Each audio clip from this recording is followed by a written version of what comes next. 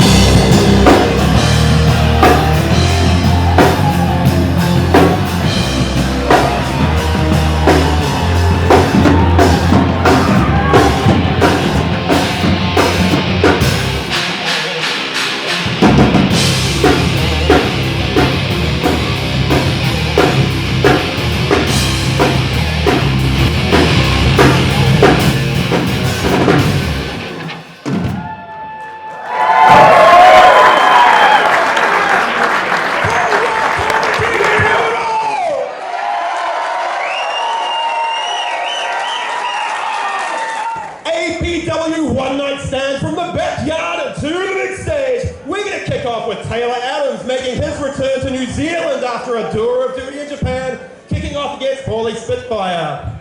After that, for all the high rollers, don't tell the trusts, it's not that kind of gambling. We will have our 31-man casino battle royal, the winner of which will go on to our main event this evening to contest the APW New Zealand Heavyweight Championship. Following that, it sounds a bit like the Christmas sales, but it's action figure mayhem for the Wrestling Collectibles New Zealand Championship. After that, we'll do this thing called an intermission. Don't know what it means, but it sounds pretty intriguing. Just kidding. At that time, you will be entertained by Animal Head and 3/5 of the Mexican Wave. Back after the break, at which time we encourage you to again make good use of the kitchen and bar. We will kick back in with tag team action with Chad Howard and Chalky Murdoch versus Tykade and the veteran Vinny Dunn. After that, fatal four-way, heavily stacked with stars, and then we will end the evening with a bunch of ladders for the APW Heavyweight Championship of New Zealand.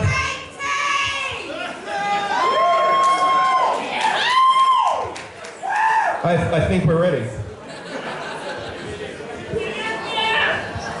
Sorry, gonna warm up. It is time for the opening bout of APW One Night Stand.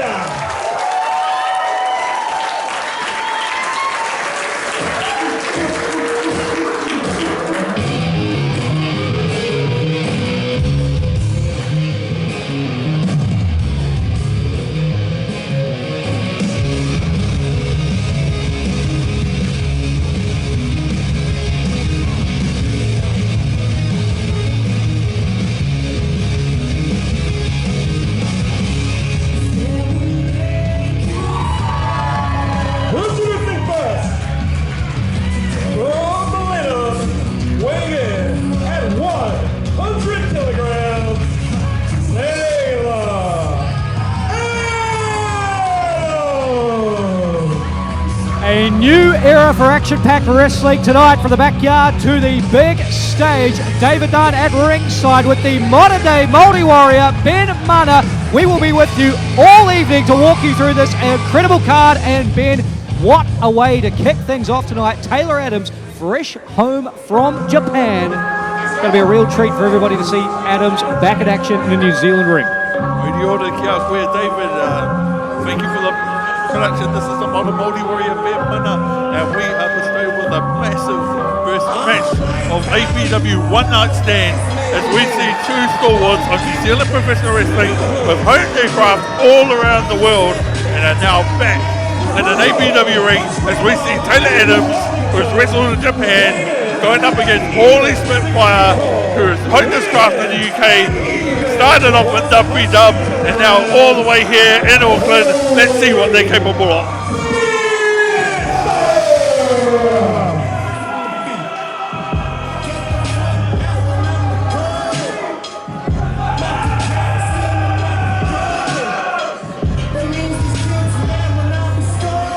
No one quite like Pauly Spitfire, he says. Perhaps he's right. And it's going to be very interesting to see how Spitfire and Adams match up tonight, because of course, Ben, you would know better than anyone, these two have a lot of shared history when it comes to their time spent at the Head Collar Gym in Petone in the Lower Hutt region, where both of these men began their careers.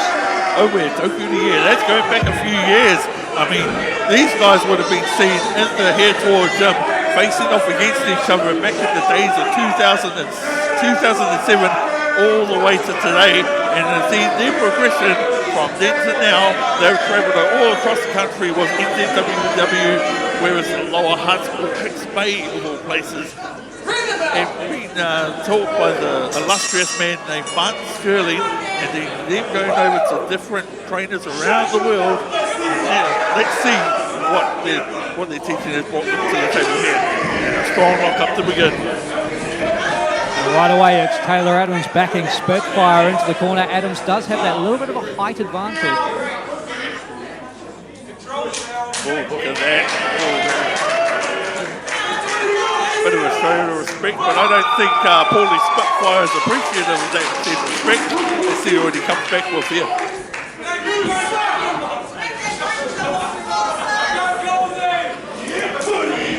Another nice strong lock up and back into the corner. Only off it, back into the corner, Pauly Spitfire. Back into the corner by Taylor Adams.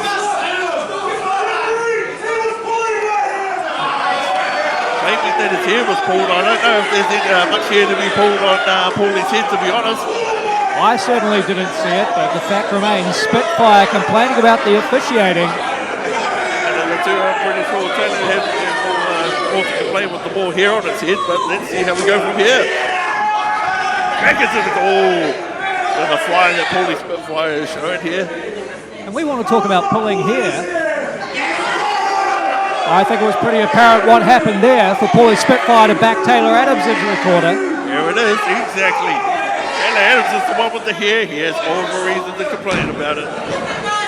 But Sayers taking exception with the officiating, of course. He himself wearing the zebra stripes tonight, so perhaps that gives him some grounds. Nevertheless, a lock-up again as both of these men meet in the middle of the ring. The way they're starting off this match is simple but effective. Basically, this team is trying each other's strength. See who's going to buckle. And look at that now, he's complaining, he's pulling his tights. Come on.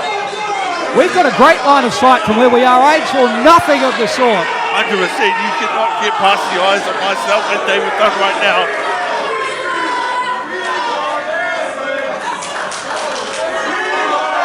And look at the crowd there at the stadium.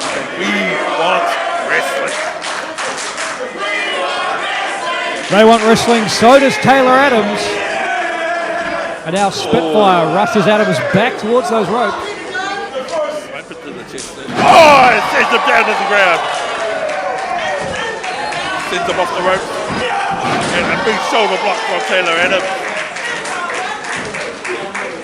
Comes off the ropes. Comes over more to Spitfire.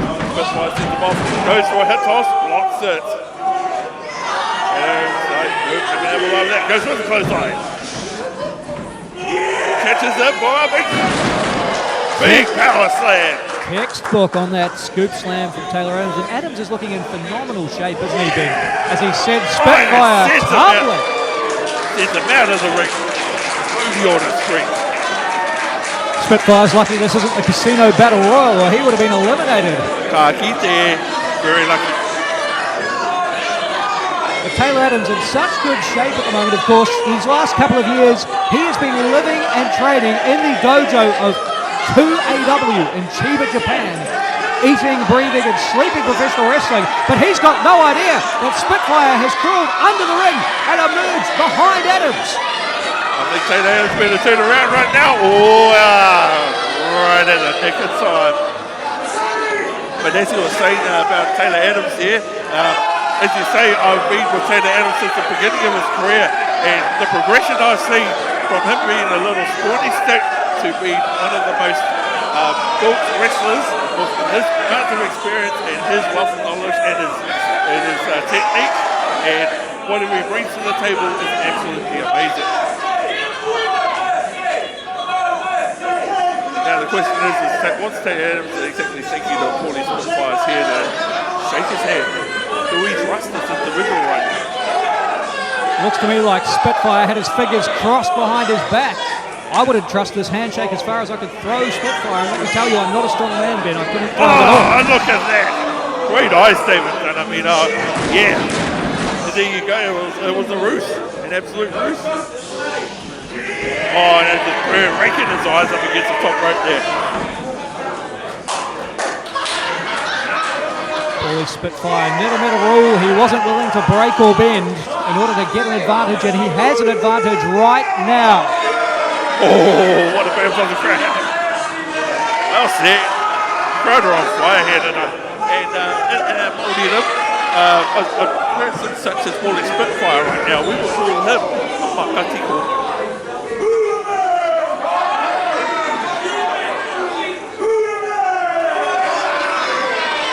Spitfire certainly thinks mighty highly of himself, declaring himself to be the man in this contest.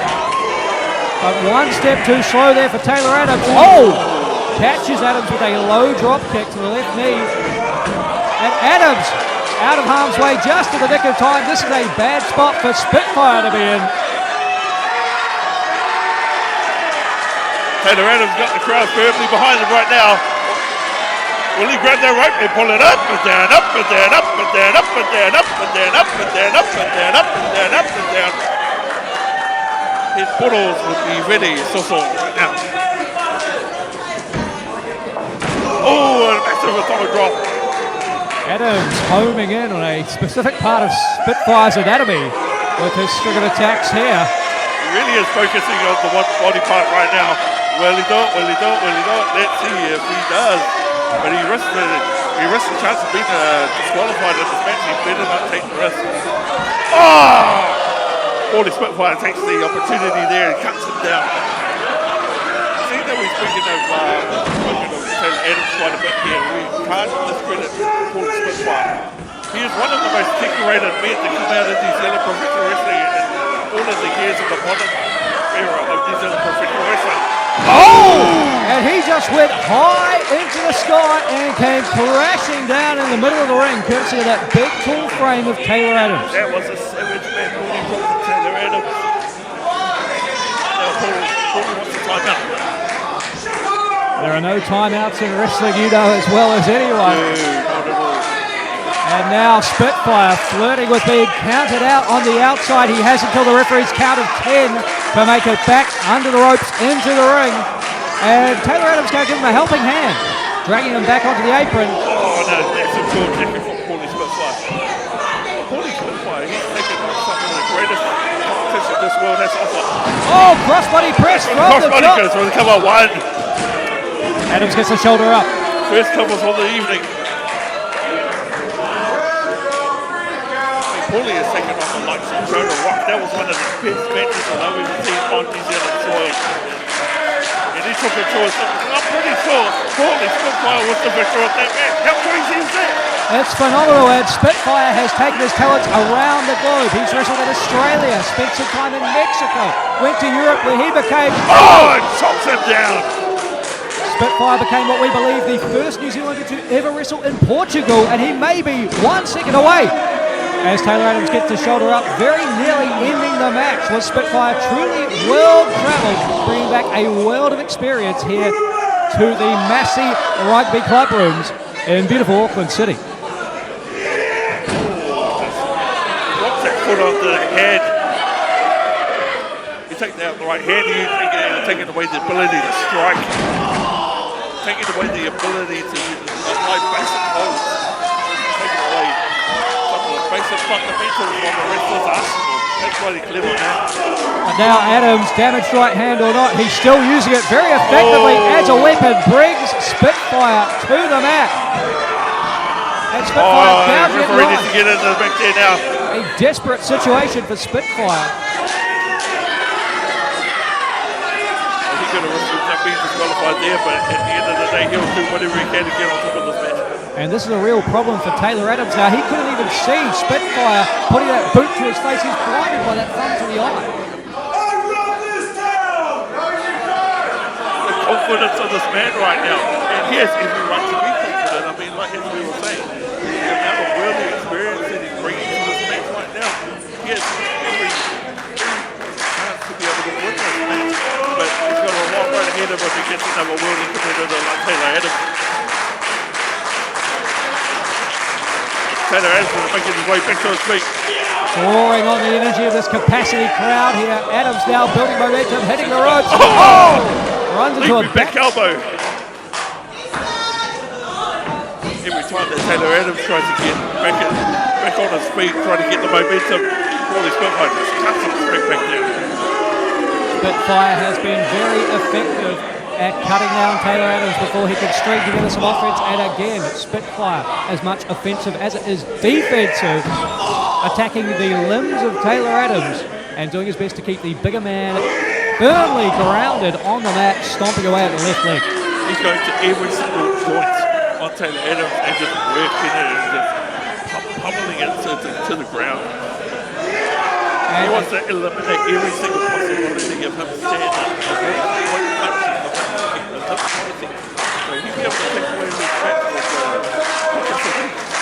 And again, Spitfire applies this chin lock now. He's got a vice-like grip on the arteries of Taylor Adams' neck. It's cutting off the blood to the brain. Adams desperately fights his way back to his feet, breaks out of the hold. Now he's got to get some oxygen pumping through his veins, through his body. Using the ropes for momentum. Oh! And had the same idea on that one. Stereo cross body presses, and Ben Munner, both men are down. Both of them are having a good boy right now after that one. And then the referee's counting to the count of 3 right now. Who's going to get up first is the question. Let's take another look at that impact if we can. Both men hitting the ropes had the same idea. The crossbody press knocks the wind out of them as we cross back to live action now. And both men back to their knees, breaking the referee's count. This will not be declared a double draw. With the amount of offense that Taylor Adams has taken from Pauly Spitfire, this is his opportunity to get back on top of this match. And both men giving as good as they get here, exchanging strikes. Big impactful shots, and Taylor Adams puts the exclamation point on. There's Pauly Spitfire firing right back with one of his own. And a big slam from Taylor Adams.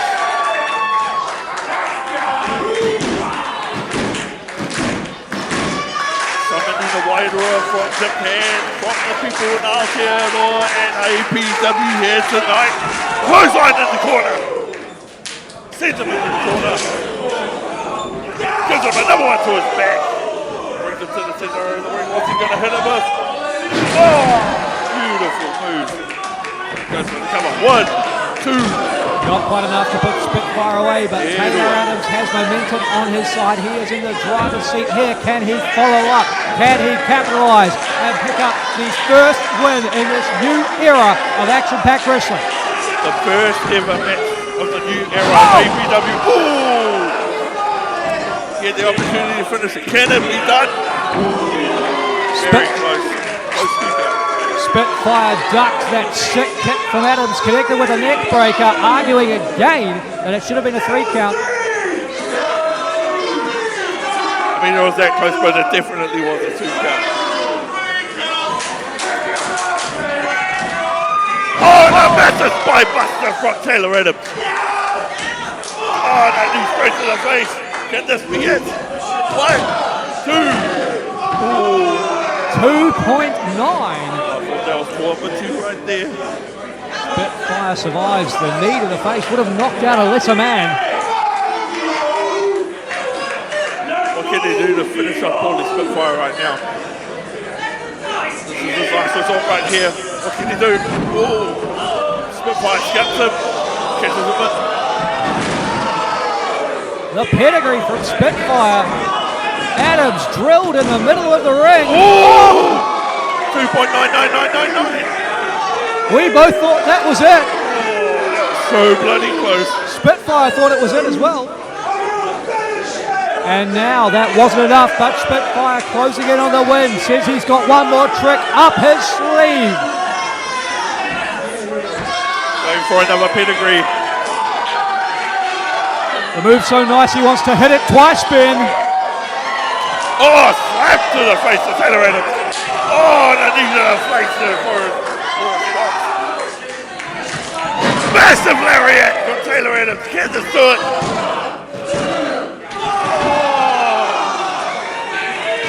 The strong style lariat straight out of the 2AW dojo in Chiba. Still not enough to put Spitfire down. What's he going to go for here? There it is! The sick kick finally connects flush on the jaw. And it's a 3!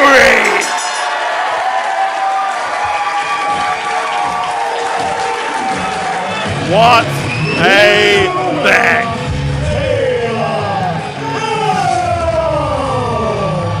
What a match indeed. And as APW embarks on a new era, the first name to go down in the record books is that of Taylor Adams, victorious tonight in your opening contest, taking out Pauly Spitfire in a hard-hitting battle. And Ben, if this is a sign of things to come, action-packed wrestling truly living up to its name. Phenomenal match from Adams and Spitfire. Both of these men have set a high bar for the rest of the night. And even though Taylor Adams is the victor, got to give it up to Spitfire. He showed exactly what he was capable of. Both of these guys tore the roof off. First match. Let's see what's next to the roof by the time the night is finished.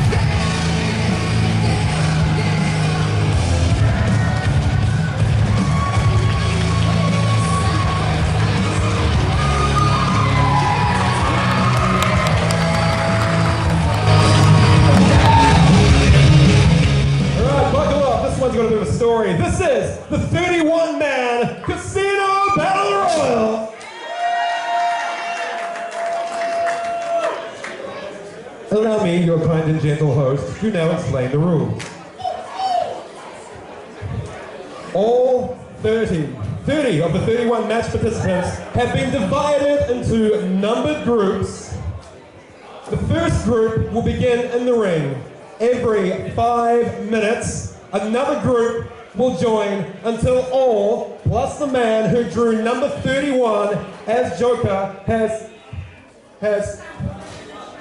sorry, apologies, I've received a note through my very expensive smartphone that I need to deal with the thing. Excuse me. Mr. Dunn, would you mind continuing the story? Ladies and gentlemen, David Dunn! Thank you, folks. Allow me to continue explaining the rules for this Casino Battle Royal. The matchup will continue until all of the entrants have been eliminated. Eliminations will occur when a wrestler is thrown over the top rope and both of their feet touch the floor. The one remaining wrestler who has not been eliminated will be declared the winner of the Casino Battle Royal, and as a result, they will be invited to join tonight's main event for the vacant APW New Zealand Championship. And there it is, folks. That's what it's all about. The APW New Zealand Championship will be on the line in our main event. All right, everybody, now that you understand the rules for the Casino Battle Royal, shall we get the first group of entrants out here?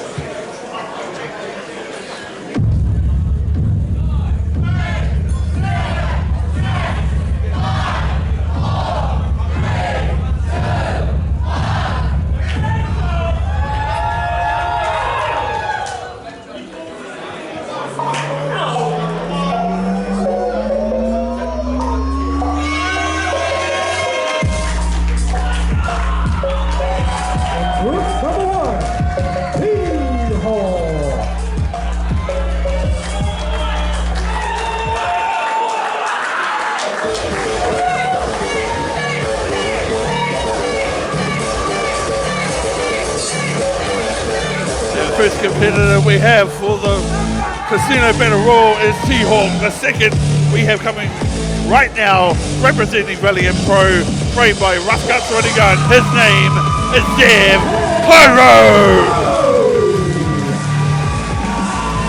Number gun, young prospect from Valiant Pro. Let's see what he's capable of here tonight.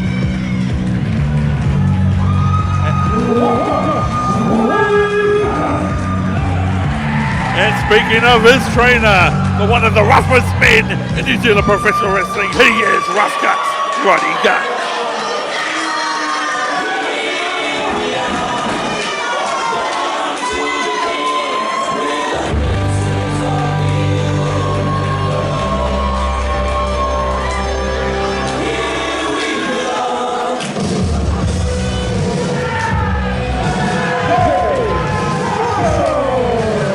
Representing Capital Pro Wrestling, 1/4 of the gun cabinet and one of the CPW Tag Team Champions.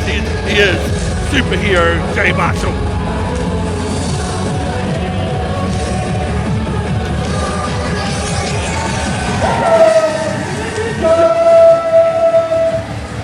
And currently the Legacy Cup holder for CPW, he is Shadow Ninja.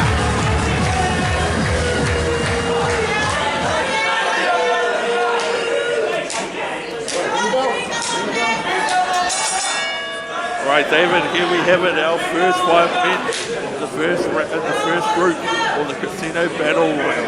Casino Battle Royal officially underway. Not a great draw for either of these 5. They're going to have to run the gauntlet and make it all the way through 31 men if they want to make it to tonight's main event. We've got some interesting picks for the first round. I mean, you got a multiple New Zealand champion in Rough Guts Running Gun. You got future prospect in Dev Pyro. You got and the first elimination. What a first elimination! There you go, Shadow Ninja, first elimination. And here's Dev Pyro going to show the crowd exactly what he's made of. He's only the age of 14 and he's got a bright future ahead of him. I mean, that was the same age that Pauly Spitfire and he was started at. Just imagine what he's capable of in the next few years. All right, now Dev Pyro having a tough time in the corner with T-Hawk as Rough Guts Running Gun and Jay Marshall pick it up and centering, throwing down like they owe each other money, Ben. No love lost between the two of those shots.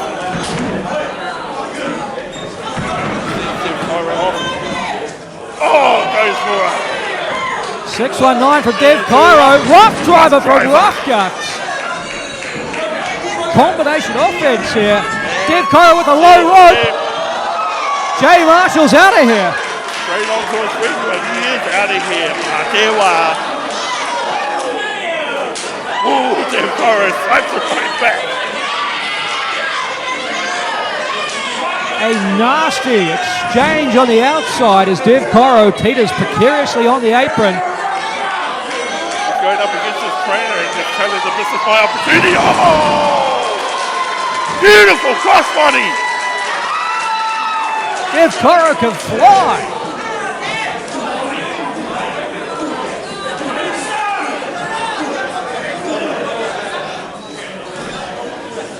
Cairo hammering away at T-Hawk in the corner. Here comes Rough Guts. He's mighty mad about that crossbody press. I think he is. Is he going to try and send him over the top rope? Get him eliminated.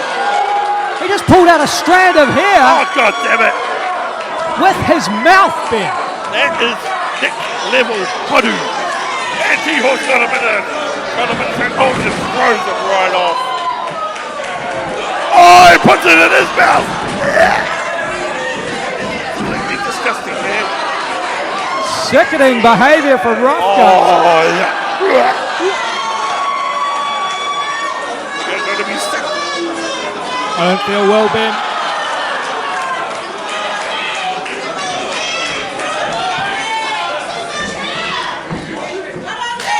Oh, like a shotgun.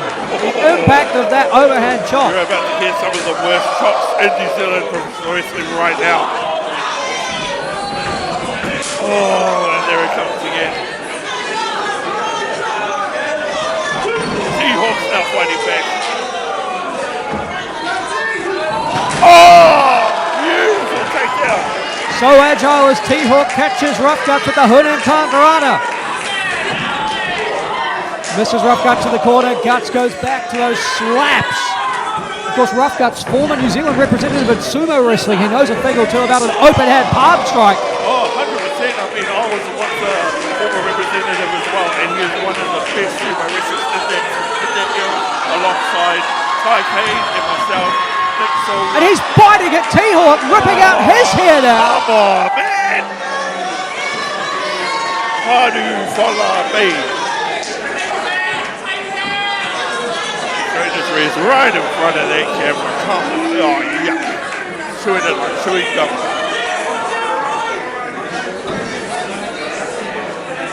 See T-Hawk up. Right in front of him. That's a suplex. Oh, that was textbook. Absolutely brutal. But so clean.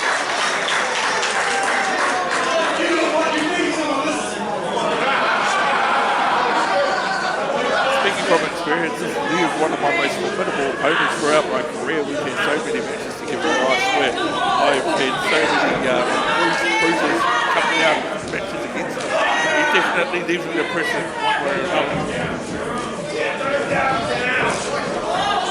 Oh, good crossbody from Dev Cairo, takes down Rough Guts as we anticipate the arrival of group number 2. And of group 1, there is only 3 remaining. Soon to be number 5.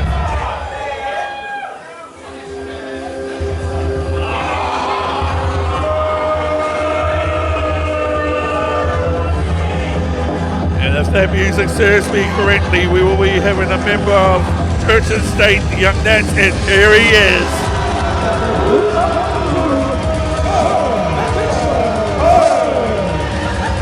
The man himself, Sir Mr. Bird.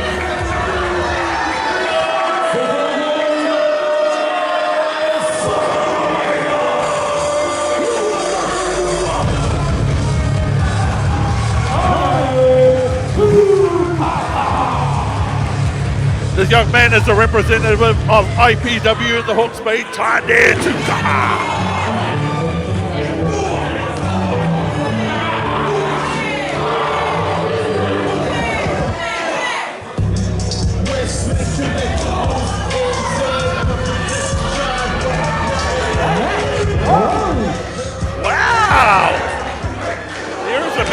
thought it would have been considered an entrance in this one, but here we are, Matt Rhodes.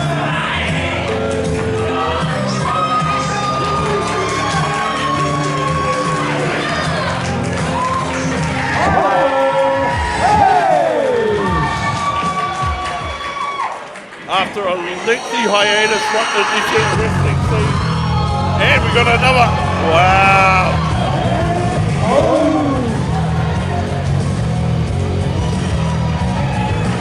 Not much is known about Bone. Let's see what he's capable of here tonight.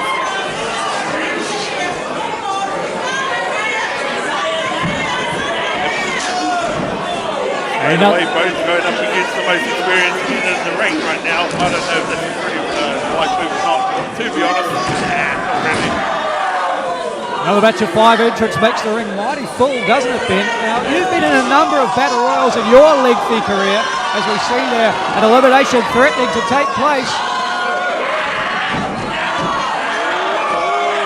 Pretty close to elimination, I think, there. Both Bone and Matt Rhodes find themselves in no man's land out of the apron. Rough Guts again with a mouthful of hair, and Mr. Burns with the dreaded nipple gripple. Purple. Here we go. Oh, Matt Rhodes has been eliminated. Rhodes is out of here. Bone may wish he too got eliminated because now he's in there, paired up with Rough Guts. A bad spot to be in, but then let's talk strategy. In a casino battle royal such as this, for these men who know they have to run right the way to the end, they need to be in it for the long run. Do you want to sort of hide and grab onto the bottom rope and just hope you make it to the end? Do you try and clear that ring so you've got the best chance of dealing with the next batch of 5 that comes out? How do you prepare? What's the game plan in such a volatile competition? Well, a smart man would be to sit low, make yourself not noticed, then try and wait it out until the last competitors. But when you got massive personalities and strong wills like the likes of Rough Guts running gun and they want to prove themselves, they want to get whatever they can and just eliminate every single one of them so there is no single doubt that they are the true winner when they're the last man standing in that ring and going on to the main event. It does not matter if you make 29 eliminations or just the final one. As Bone still clinging to the bottom rope, Rough Guts clawing at the fingers, biting, doing his best to get this elimination in the books. We're holding on for dear life. Rough Guts is giving him no leeway whatsoever. Meanwhile, Sir Mr. Burns putting the boots to Tykade, a man who Burns was instrumental in training, but Tykade had no interest in being part of Church and State and the Young Nats, and I think you can see the frustration from Mr. Burns here tonight. Oh, look at him, he has eliminated his trainer. Come out there what he's done there, Tykade. Awesome elimination. He has sent out former IPW New Zealand Heavyweight Champion, Sir Mr. Burns. The student has become the master. Congratulations to Tykade. But now he's in there with Rough Guts Roddy Gunn. Leaping knee from Dev Cairo. And is it just me, Ben, or is there sort of a temporary alliance being formed here between Cairo and Rough Guts? A sort of a begrudging respect, perhaps, after that slap battle earlier on. Could possibly, or maybe it's an alliance of necessity, really. Just utilising each other up until the point that the last 2 men standing, the alliance will be gone by then. And we have Group 3 coming up. Let's see who is a part of Group 3.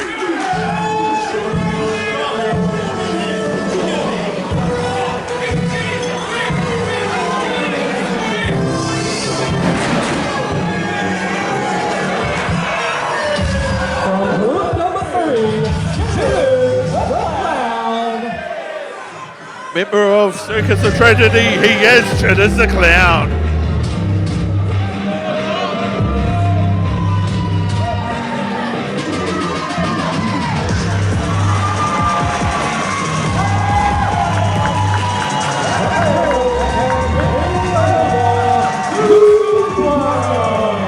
And the next 2 competitors are tag team that I'll be keeping my eye on in the future prospects and current NX United New Zealand Tag Team Champions, Blue Blood.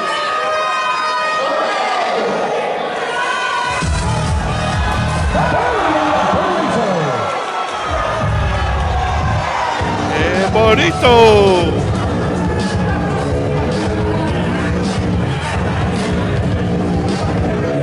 Wait a second, is that?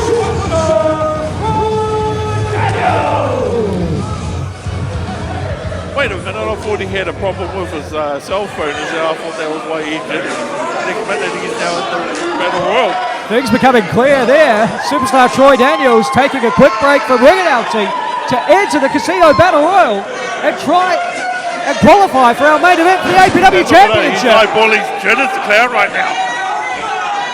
Meanwhile, in the ring, it looks like Bones out of here, courtesy of New Blood. Oh, and he's a Tykade double super kick. Oh, beautiful tag team maneuver right there. What amazing luck of the draw for New Blood to be both entering as part of the same group here. We've seen a temporary alliance between Rough Guts and Dead Pyro, but this is a true tag team, a championship caliber tag team, and they are double teaming anything that moves in the ring right now. These two here, I've been watching these guys progress from when they started, and I have to say they got a massive future of being future New Zealand tag team champions.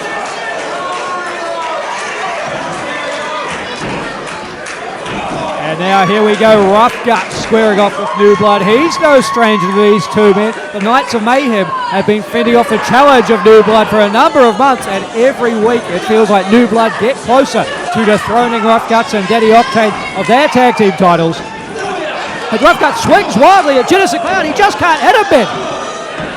He's swinging and swinging, but Jitters keeps on running and running.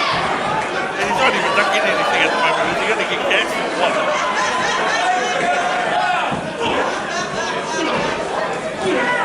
A unique individual. Oh, stunner! Did we see that coming from Rough Guts when he got? Hell no. And he's out of here. As unique an elimination as you'll ever see, just about anything can happen, and it probably will with the Casino Battle Royale. I guess if you're in the Casino Battle Royale long enough, you're going to have to pull out anything from your arsenal, whether it be drivers to stunners.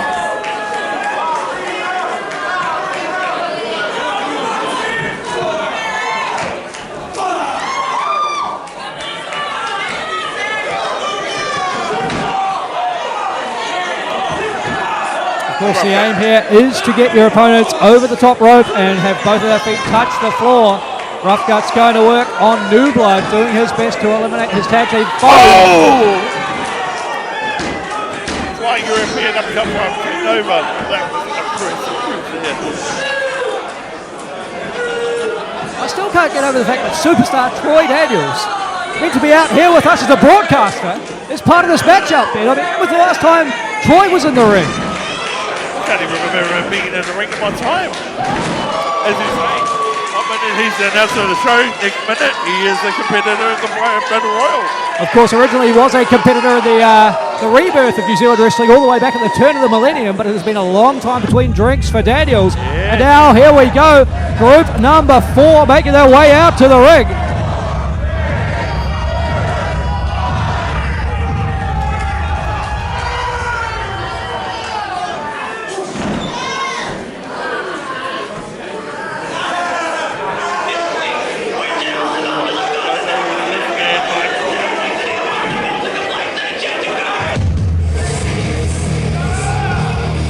One half of Manala, cheers to Bonga, a man of the Māori experience.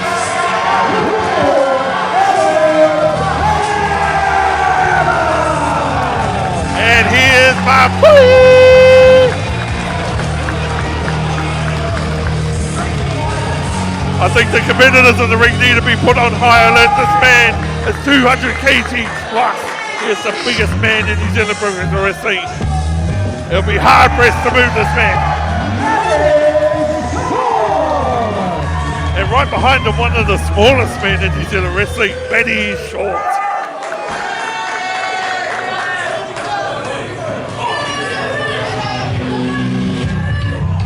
Here comes another juggernaut of a man.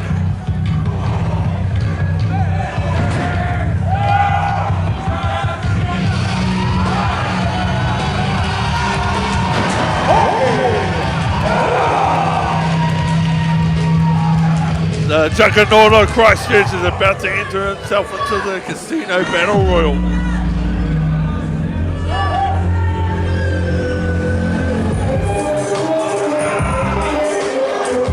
Oh, we're Tykade here.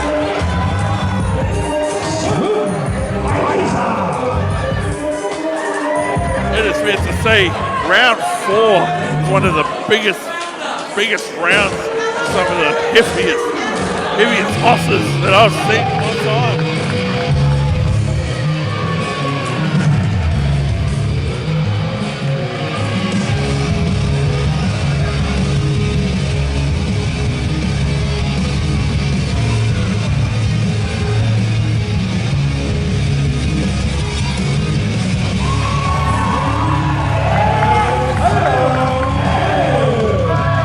Here we have the victor of the first match here tonight. A part of Group 4 for the Casino Battle Royal. What a group! Holy hiccup! Some of the biggest athletes in all of New Zealand wrestling as the ring fills up in a hurry. Group 4 hitting the ring here. Look at these big humongous horses! Oh, snap from Chalky Murdoch. Oh, mama. We have Kaiser, we have Murdoch, we have Avalanche. 3 of the biggest men staring each other down right this moment. Oh! The heavy hitters collide in the middle of the ring. All 3 men thinking shoulder block. If we see one more of those, I'm sure we're going to be causing an earthquake here. Ooh, no way, I felt that one. Right there is where Massey scored. It's in the middle of it. Oh, what a champ. He's gonna be dead. Matty Short has got the moves, and so do the heavy hitters in the ring with them. Oh! Hashtag EQNZ, you can measure that one. Courtesy of Avalanche, Kaiser, and Murdoch.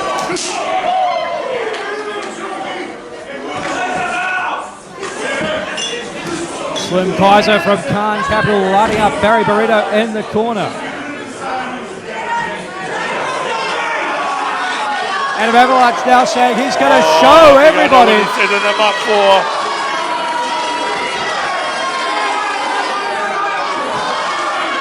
Your tag team partner, Ben, you'd know. Let us know. We know what's coming here. Wave of the Avalanche!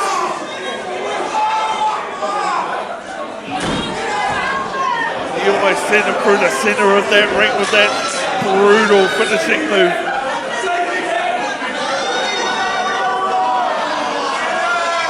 What some guys are going to set him up for? Oh! These boys are sizing each other up with their finishing moves. Knowing look from Slim Kaiser, now the Southern Juggernaut with Dev Cairo. Pressed to about 10 feet in the air for that choke slam. I'm surprised we've still got a ring standing up after all that. A lot of impact, but not as many eliminations as you'd expect. Here they are. Barry Burrito's gone, courtesy of Slim Kaiser. Adam Avalanche with the elimination. Dev Cairo's out of here. The action coming too fast to call at this point, then.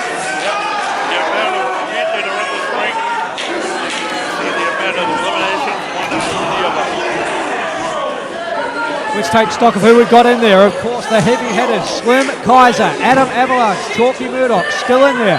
Rough Guts, who into the matchup in the first group, is in there with a mighty red chest, starting to look worse for wear. I can see Taylor Adams, I can see T-Hawk from Group 1, I can see Kid Nova and Matty Short as well. Zach Hale across the ring, both of New Blood still in there. But Adams in danger.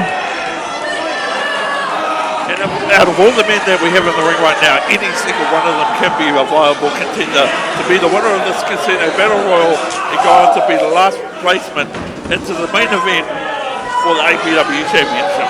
Oh! Short stack powerbomb courtesy of Matty Short. Feeling himself in this casino battle royal. Eddie Short having a cunty. Another one. And this is where Matty Short's height comes into an advantage. If T-Hawk was thinking about a Hurricane Rana and not as much space to work with, he got wiped out on the powerbomb. Exactly.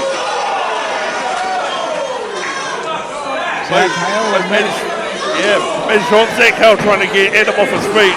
There is no way those two young fellas on their side are going to lift a 200 kg plus man off his feet. Sorry to say, but man, it's a true man mountain. And look, oh no. Oh, no way! A distressing elimination for Ben Munner. Adam Avalanche spills over the top rope. He is out of here. It is official. The biggest man in New Zealand professional wrestling has been eliminated from the Casino Battle Royal. And so has Matty Short, and the people are not happy about it.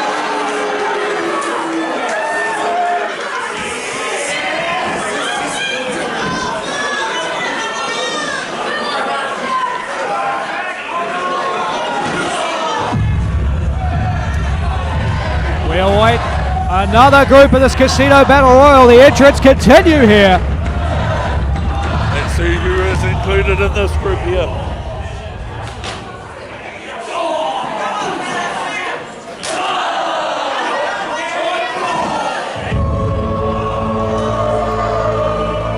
Listen, the man of the divine light.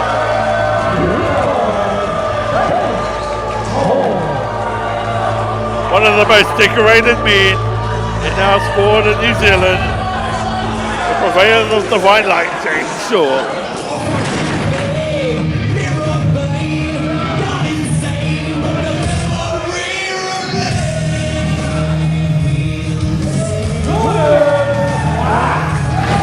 One of the APW originals, Gordon Black. He's going to be stepping in the ring with some heavy hitters in this match.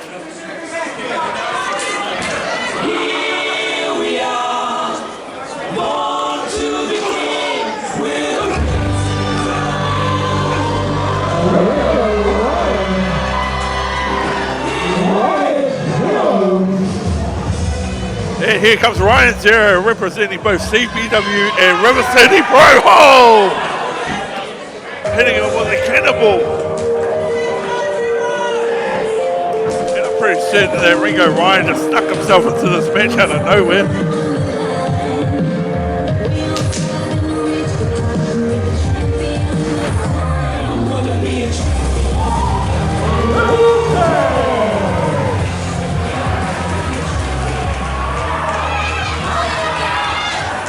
Another APW original, and here they are, throwing it out.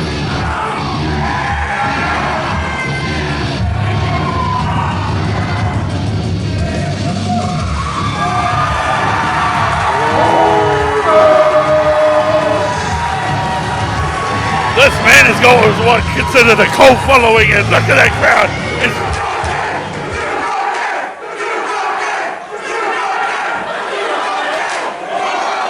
Well, we've got some APW originals in here, but it sounds like the Duke of Death, the most popular man in the matchup. Oh, straight away with the DDTs on Rough Guts already got an and Ryan Zero. And there we go, Ryan Zero is out of here. A long trip home for Ryan Zero. He's going to be thinking about that elimination for months to come. New Blood now, take down Horus, take down Rough Guts. Maybe not. Drop Slim Kaiser with the shots to the jaw. And Rough Guts still hasn't left his feet. Shot to the midsection of Jordan Black. He is finding out in a hurry what it is like to be a professional wrestler in this Casino Battle Royal. Yeah, there you have it.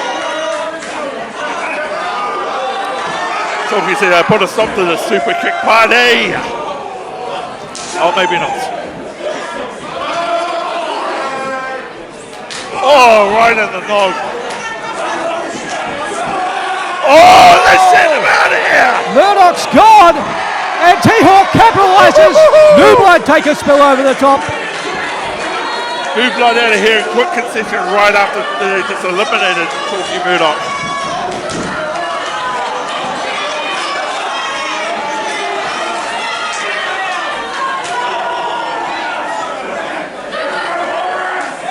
Horus doing his best to get rid of Taylor Adams, who's already been in one matchup tonight. It would be a long evening for Adams if he can survive this Casino Battle Royal and go on to our main event. Imagine that, he would have been wrestled in 3 matches if he manages to win the Casino Battle Royal tonight. While we were discussing Adams prospects, Jordan Black sent to the back.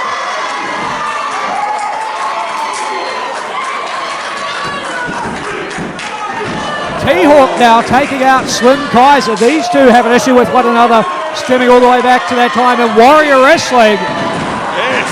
T-Hawk having a big issue with Khan Capital, getting a measure of revenge on the heavy hitter employed by Anthony Khan. Yeah, no, good thing to bring up. I guess they're addressing their Naru at this point in time in an APW ring. But of course that has been quashed in. Oh, look out, Ben Rough Driver! Rough Guts running on spiked Horus with that Rough Driver. And these two men are part of the same overall unit control. But it just goes to show you that all's fair in a Casino Battle Royal. As I say, alliances by convenience and necessity. At this point in time, Slim Kaiser is out. T-Hawk, that's gotta feel good, takes out Slim Kaiser, but Ringo Ryan, another man perhaps in the pocket of Anthony Khan, bringing the fight to T-Hawk. Oh, come on, he's biting him in the fingers. Oh, that is savage.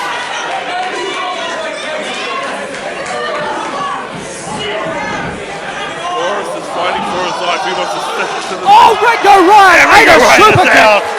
He's gone. All right, let's reassess, Ben. Who have we got? Taylor Adams, who has already wrestled one match tonight. Rough Guts Ronnie Gunn, who came in the very first group of entrants. T-Hawk, who was right there with Rough Guts. And now Horus, the freshest man in the match. And Ringo Ryan desperately trying to make his way back into the ring, but he's been thrown over the top. Ringo, you're out of here. Head to the back and cool off. Ladies and gentlemen, I think we have our final 4 for the Casino Battle Royal. Either one of these 4 men could be the winner.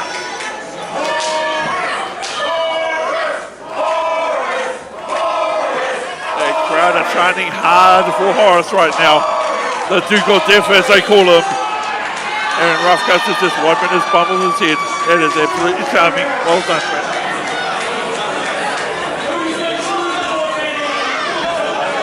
Funny you mentioned how these guys are allies in the partner control. You wouldn't see it at this point in time now, would you?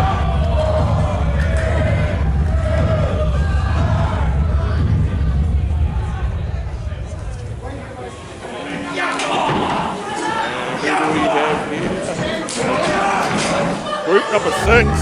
Ooh.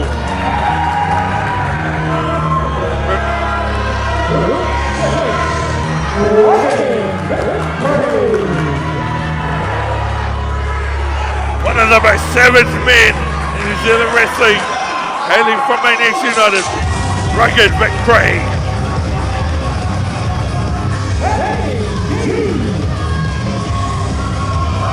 Oh! Both of them eliminating each other, and they're still beating the little tickle out of each other all the way to the back.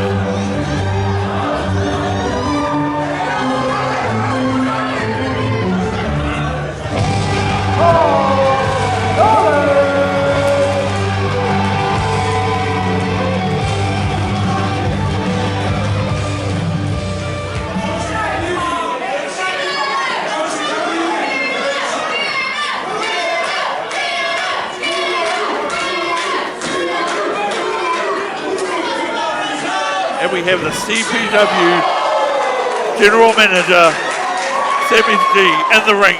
I'm pretty sure he has no authority in an APW ring right now. This is what you call fair game.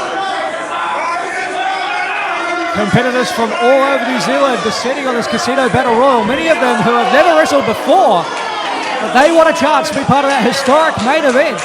They want a chance to compete for the APW New Zealand Championship.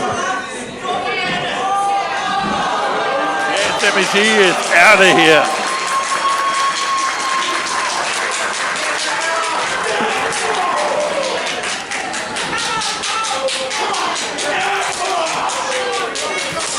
Tom Knowledge and Taylor Adams throwing down. Rough Guts relentlessly applauding the elimination of Savvy G. Adams with a knee to the midsection. Doubles knowledge over temporarily.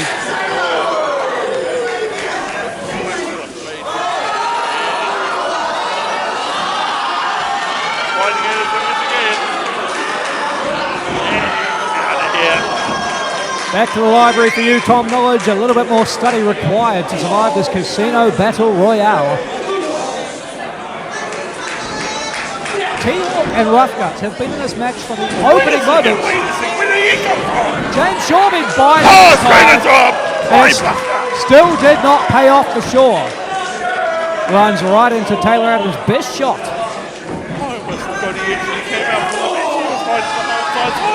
Cheeky bugger.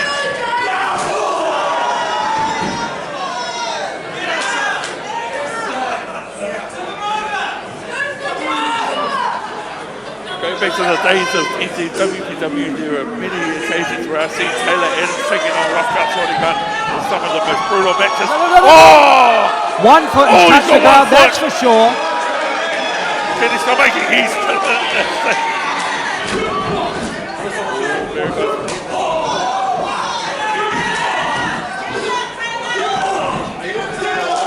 T-Hawk, you mean success. Oh! T-Hawk was aiming for Rough Guts. He connected with Adams. Taylor Adams holding confidence in life right now.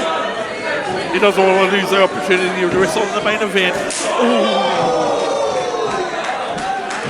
no legs on those slaps to the face. And T-Hawk is battered and bruised, Ben. You can see these red marks, these welts forming all over him. Right now we're seeing two of the guys that are in Group 1. They've been in this match since the beginning and they're still fighting like they're in Group 6. The fighting spirit of both men, you cannot question it, no doubt about it. Rough Guts and T-Hawk still going at it. Hammer and tongs, tooth and nail, thinking Rough Driver maybe. What's he going to set him up for? Powerbomb here.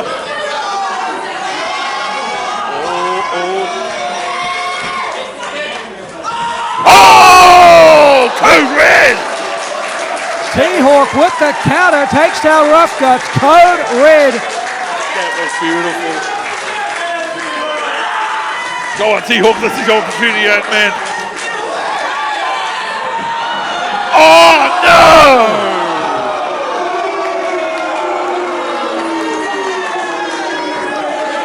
Of course, it has to be James Shaw. James Shaw picking his opportunity, knocking T-Hawk from the top rope, and now trying to talk some sense into Rough Guts. And look at it here, we have alliance of necessity. 4 against 1 against. Wait a second.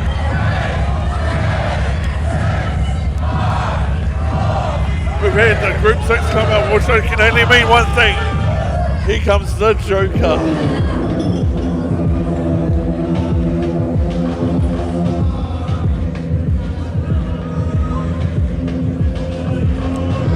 Who could the Joker be?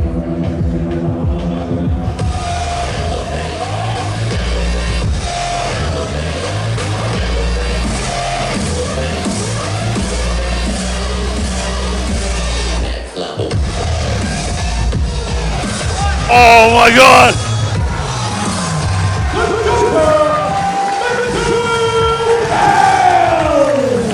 Here we have it, ladies and gentlemen, the Joker, APW Commissioner Mitchell Fowles. 31 men. Mitchell Fowles with the best draw of them all. And James Shaw talking about teaming up on Mitchell Fowles. It was all a ruse though. Here Rough Guts go after Taylor Adams.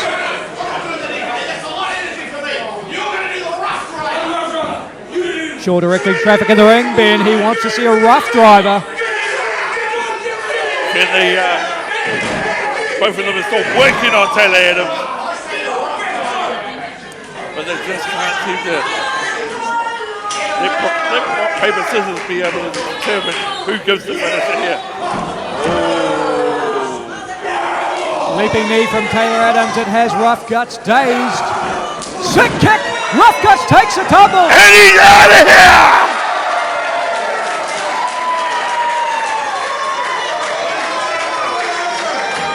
As we have said earlier on tonight, this could be Taylor Adams' opportunity to get into the main event.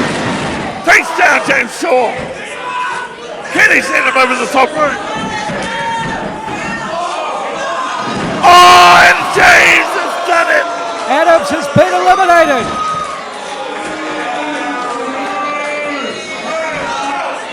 James Shaw celebrating. He's cleared Rough Guts. He's cleared Taylor Adams. But the referee trying to get his attention, trying to point out. Here's the Joker. The Joker still to be a part of this matchup.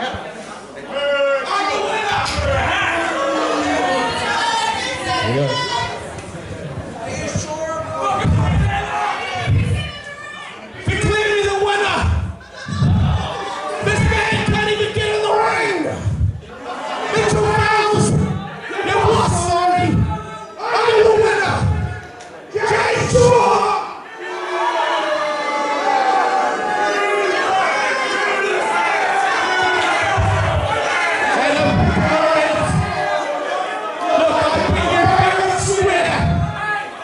And it's only fair I offer you a handshake. Because in reality, you're a piece of crap compared to me.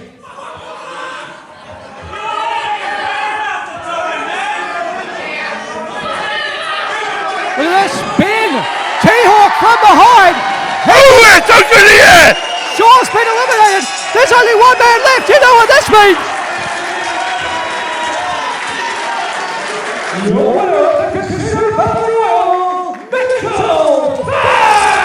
Whoa! With the assistance of T-Hawk, Mitchell Wells is the winner of the Casino Battle Royal! We have seen some phenomenal things already in APW. It's going to be hard to top that. James Shaw distracted, throwing over the top rope, and now the Joker, number 31 in the match, Mitchell Fells. Wow! Shaw was eliminated, Fells never was. He's the only man left legally. That's it, and James Shaw is livid. He cannot believe it. He will not accept it. And again, Shaw needs to turn his attention elsewhere because look who's in the ring behind him. Oh! Taylor Adams just knocks him on his ass.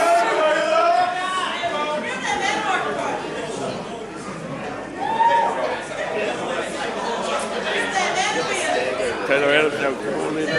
T-Hawk raises his hand. T-Hawk eliminated by James Shaw tonight, but a sentimental favourite in the hearts of many fans here. Spectacular performance all the way from group number 1 in that Casino Battle Royal. Mitchell Fells officially the winner tonight, and presumably been a part of our main event. Wow, this is crazy. Let's keep things moving in the following contest. Scheduled for one fall is the Action Figure Mayhem match for the Wrestling Collectibles New Zealand Championship.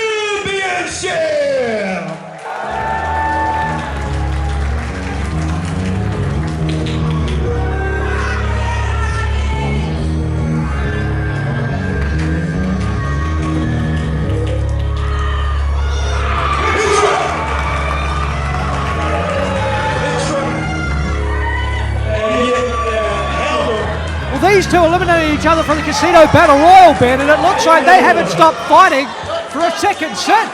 No, not at all. They were fighting right outside the ring. They walked out to the back, still fighting, and it looks like they've been fighting all the way to the back, straight back in the ring, and now they're about to start this match where the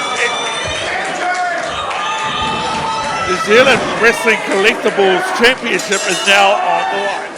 New Zealand Wrestling Collectibles, the manufacturers of lapel pins, of beer koozies, and now tonight a championship belt, which will be decided in this Action Figure Mayhem matchup. I've seen a lot of matches in my time, Ben. You've been in a lot of matches in your time. I have no idea what to expect from Action Figure Mayhem. Neither do I. I think we're about to find out exactly what this match entails. All we see here is we've got two individuals who hate the living crap out of each other. They want to put each other down, not for the sake of the title, but for the sake of severely damaging the other person. These guys have got that much hate for each other. It's insane. There is absolutely a personal issue here, and Vic Craig and Horus, two of the most violent men in New Zealand professional wrestling, have been rekindling the death match around the country. They are sick, they are sadistic, and even if they're using action figures, I'm sure they're going to find some gnarly, grisly ways to inflict damage on each other. Dare I say, you're not wrong there. I mean, as you say, these guys have brought death match style into New Zealand wrestling, and those are some of the most brutal matches that I've seen in New Zealand wrestling, bringing in all kinds of various weapons that can maim you, that can cut you, that can forever damage you and put you on the shelf for the rest of your career, if not cut off limbs, has the potential to end lives if you're not careful. And these guys for the sake of sport, for the sake of religion, they love this stuff. This is crazy. And Vic Craig loves antagonising the crowd too, had the entire front row clear out as though he was going to throw Horus over the barrier, and then changed his mind, or maybe never intended to in the first place. Brings Horus back to the ring, having made everyone leave their seat. You got Horus taking Vic Craig down with a neck breaker, goes for the cover, 1, 2, and only for a 2 count. There you go. And Horus slips out of the ring. What is he going to go for? Fishing around under the apron. Let's see what he can find. Got a bucket. What's in the bucket? What's in the bucket?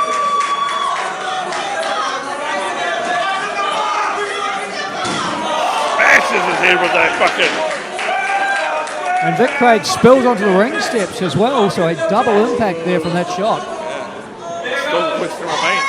What's in the bucket? Oh, would you look at that? Action figures. Action figure mayhem. The matchup living up to its name, a bucket full of action figures that Horus now piling in the ring. These are some hefty action figures there. I can see a big E-Ben. He is a solid unit, no doubt about it. Ooh, yeah. I mean, you may look at them and think of them as very innocent action figures. But think of Legos for a second. Imagine landing on Legos. Oh! Solid chunks of plastic driven at all sorts of angles into the arm and the upper back of Vic Craig. Yeah, I think I felt that one. It felt absolutely nasty. The action figures are right too. It puts the bucket on his head. Shout out to the Manawatu Turbos there. Big boot to the side of the head. Of course, we are in the Massey Rugby Club tonight for APW One Night Stand. Horus and Vic Craig, action figure mayhem. We've seen the action figures.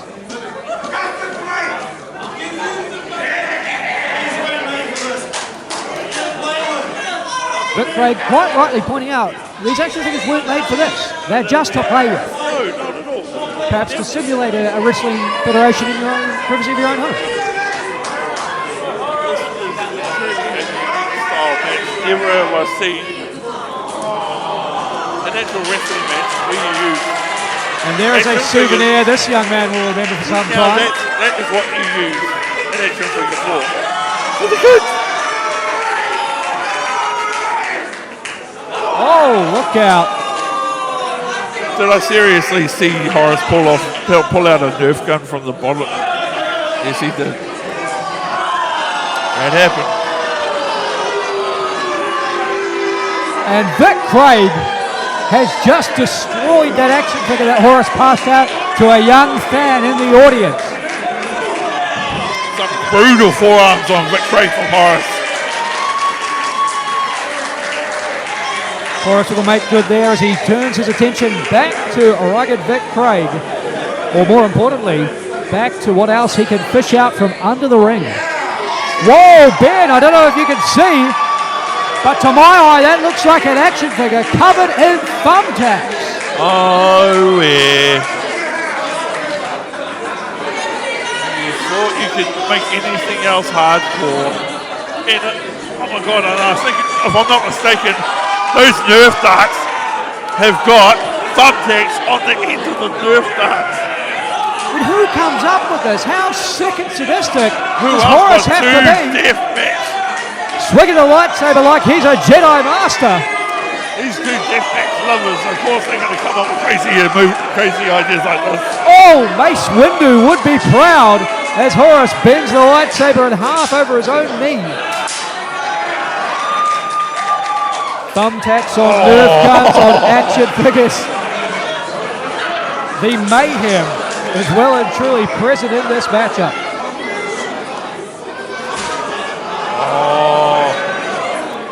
I grew up looking at a bucket like that, and I think I know exactly what's inside that thing.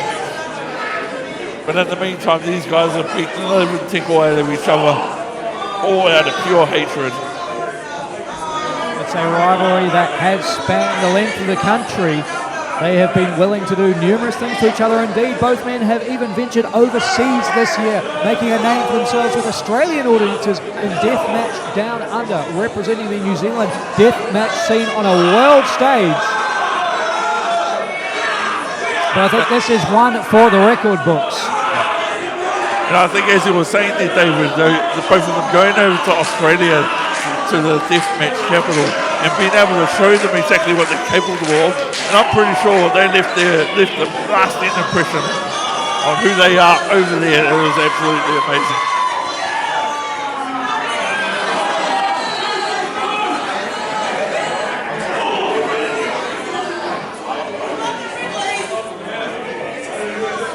Rugged Vic Craig now has his hands on an action figure covered in thumbtacks. If I'm not mistaken, he's just driving it into Horus. Oh, it's on his back. Oh my gosh. An action figure embedded in the upper back of Horus. I don't know about you, but I'm pretty sure we're seeing a whole bunch of firsts here in APW. Using action figures as weapons, covered in thumbtacks. Two action figures sticking out of the body of a human being, Ben. Oh. Look at it. Vic Craig is loving this right now.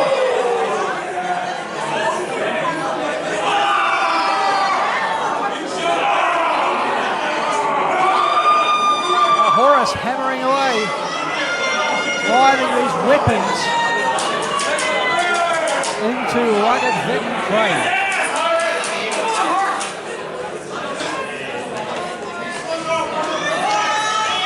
Finally loaded up that Nerf gun with the Nerf bullets. It has thumbtacks on the tips of them. Oh, it gives him a massive back chop. Oh, he's like...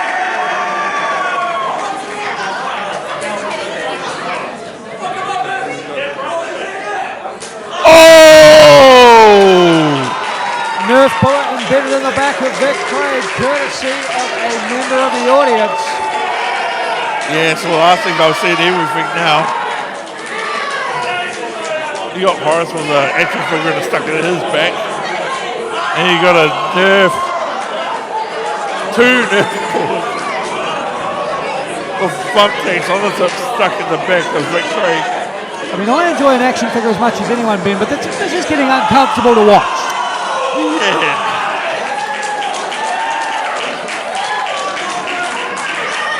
Now Horus loading up that Nerf gun again. Watch out as he comes over by us. I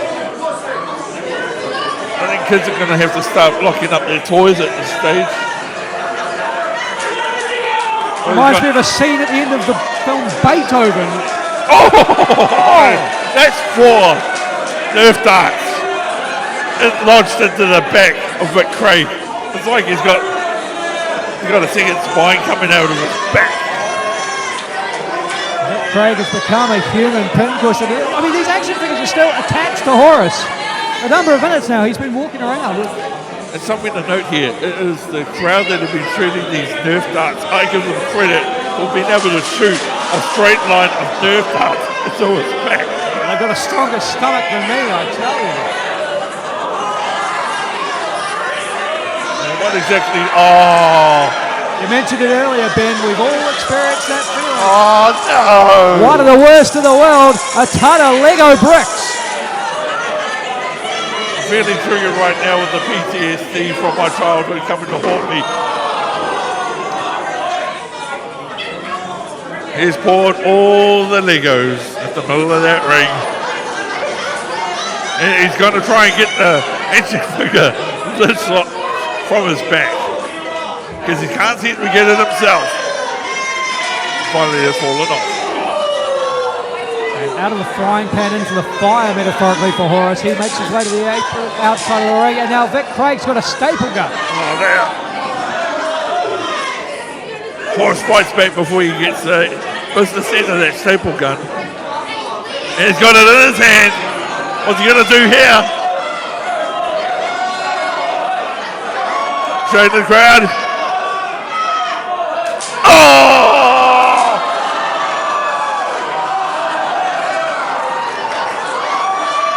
Staple gun in the mouth of Horus, but the staples embedded in the face of rugged Vic Craig.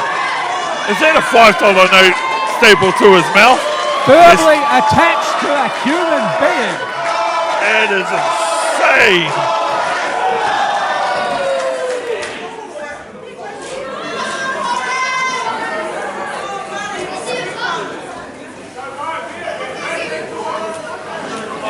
The brutality in this match is absolutely incomprehensible.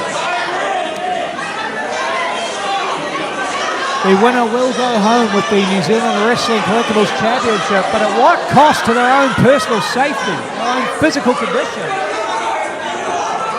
And rugged Vic Craig stopping off for some liquid refreshment from the bar here. Is that allowed in this match? I guess with no rules, you can do whatever you want.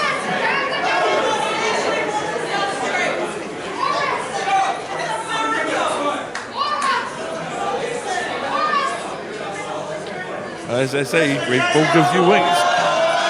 Will give rugged Vic an advantage here as he returns to the staple gun.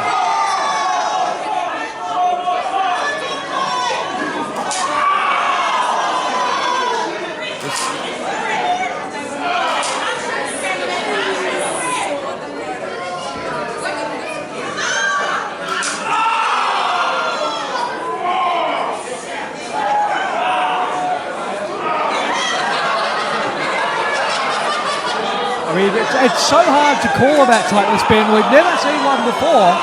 We're getting caught up in the grotesque nature of this. As I said before, this is I think this is the first not only for APW but anywhere else a first of its kind type match. You got weapons, you got toys, action figures, you got Nerf guns with the thumbtacks and the tips of the bullets. And now the rope handle on that staple gun wrapped around the neck of Horus. Blood trickling down the chest from that action figure that was driven into his pectoral. This is his last opportunity. He needs to wake up. He's fading. He's still there.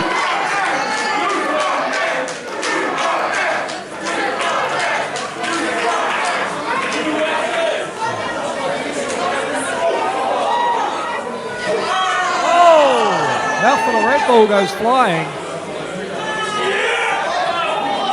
Straight onto the ground. And there is no give out here. A very thin layer of carpet. No, there isn't. Only the carpet can do so much. Underneath that is hardwood floor and possibly concrete.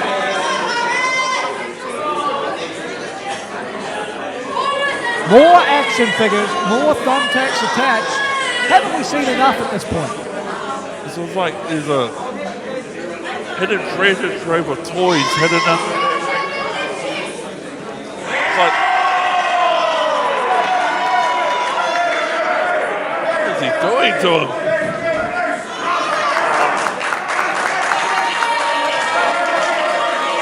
Whatever, Horus is stitching the crowd. I'm loving it right now. Horus perhaps prematurely raising that championship. Could he be closing in on the win and taking the title home for himself? I'm winning this! Well, you heard it for the man himself. Very confident man right now. Coming for our spot on commentary as well as doing what he does in the ring. And now, look at this shrapnel in here. We've got Lego bricks, we've got action figures, we've got thumbtacks. Well, Horus has clearly stated he's winning this. At the end of the day, he needs to do the mahi before he gets the treats.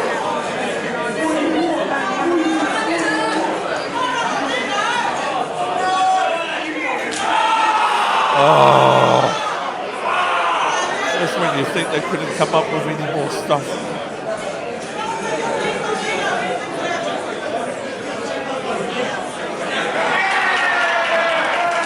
Vic Craig noting a similarity between himself and the action figure there, a bit of a resemblance. Yep. Again, Horus uses a human pincushion. These custom-made figures. I mean, there are such a thing as custom action figures, Ben, but I've never seen any so violent, so sadistic as these. Neither have I. This is absolutely borderline disgusting. And uses it as a battering ram on the face of Horus.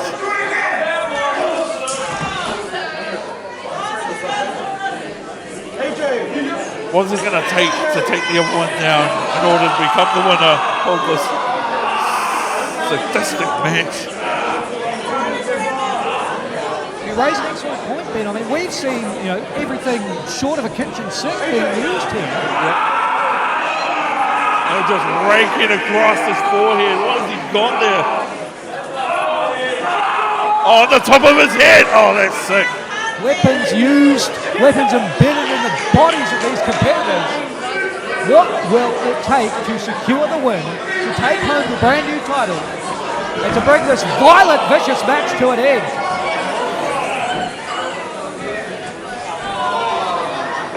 This is it. Two count only. From our vantage point, two count again. Rugged Vic Craig trying his best to keep the shoulders down. From our vantage point, you can see the thumbtacks sticking out of the soles of the boot of Rugged Vic Craig. These tacks are strewn in. I mean, we have 3 more matches coming away after this. I hope we've got a good broom and someone who can clean up the ring after this one. I can go with that. There's nothing worse than being in the match after a brutal match like that, having to land on the leftovers. It just absolutely sucks. All sorts of shrapnel, and now, I mean, these boogie boards with thumbtacks sticking out of them. You certainly can't purchase these. Bespoke. Custom made, to say the least. What's he going to do with that boogie board? Rugged Vic Craig stuck in the tree of woe! And woe is him. Boogie board with thumbtacks to the midsection. 2. Oh! What's he going to take the other man down?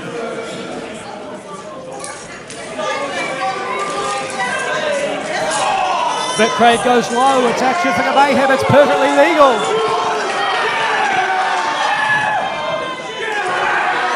Horus desperately trying to shift his momentum, avoid being dropped right on his head. Vic Craig with the counter down. Blocks it.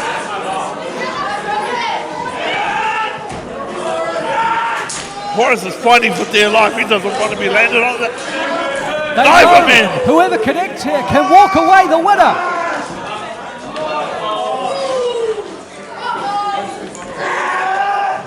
Horus lands on his feet. Spikes him onto the Legos. Double arm DDT into the pile of Lego of action figures of thumbtacks. But Craig doesn't know where he is right now. He's absolutely stunned.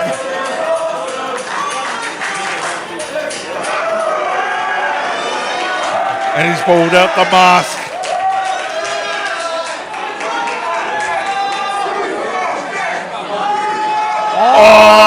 There comes the thumbtacks. Thumbtacks raining down like acid rain, stinging the face of the Deathmatch Reaper. As Horus lays claim to his title as the Duke of Death, what lengths won't he go to defeat his arch nemesis? Arms hook, double arm DDT, spikes Vic Craig in the pile. Right on them. He finally goes for the cover. 1, 2, 3. And the Duke of Death walks away with the win.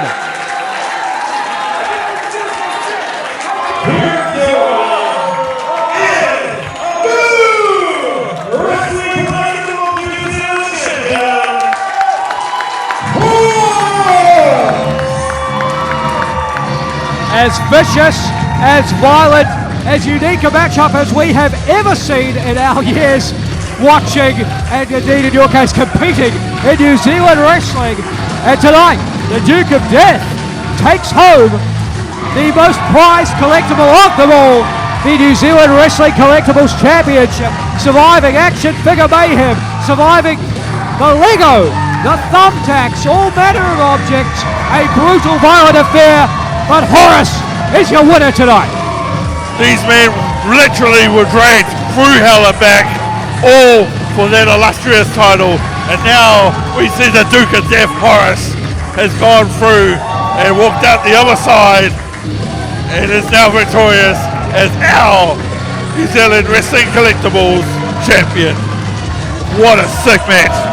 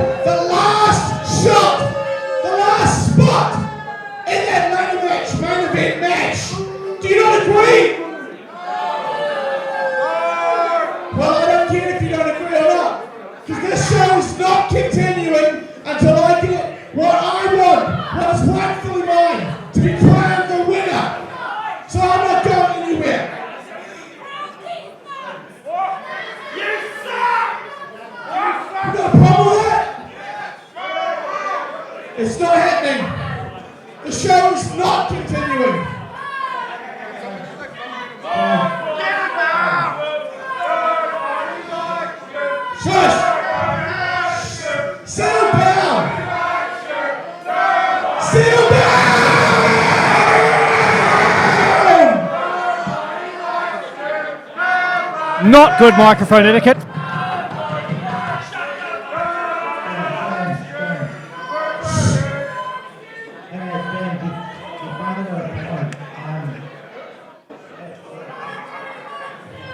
Speak up! It's a DLC match, so I can't really participate in that match. So, you're the man. Do you hear that, folks? Mitchell shows, Mitchell rules. He just reinstated me as the winner of that Royal Rumble. Announce it right now.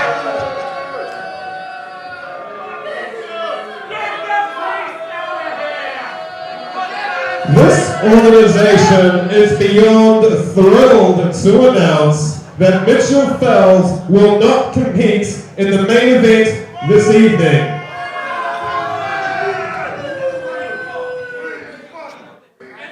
The re-designated winner of the Casino Battle Royal and the 7th entrant into the main event for the APW Heavyweight Championship of New Zealand is the Divine Saviour, James Shaw. Strike it from the record books. Amend the result. James Shaw has qualified for our main event. He will be the 7th man competing for the APW New Zealand Championship. And of course, it only took him hijacking this event, hijacking APW One Night Stand, not stepping out of the ring until he got what he wanted. As far as I'm concerned, he acted like a big baby at that point in time. But at the end of the day, he got exactly what he wanted. He is now the last entrant in the TLC main event match for the APW Championship.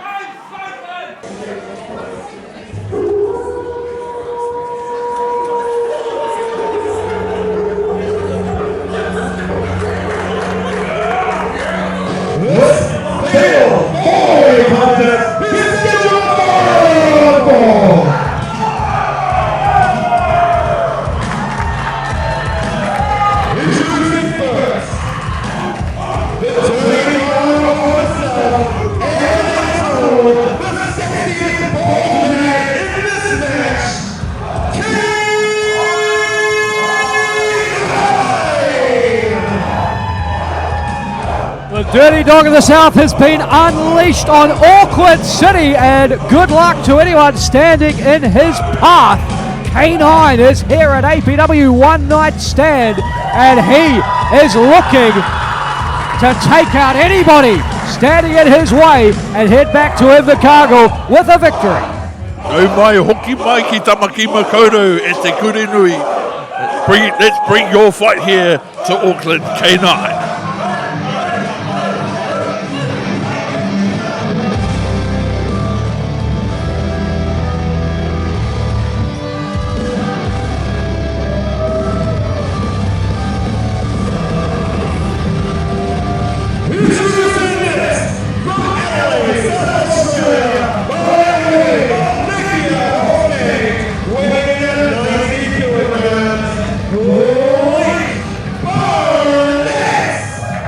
If you thought Invercargill was a long journey, think again. Alec Barnett has crossed the ditch all the way from Adelaide to be here tonight.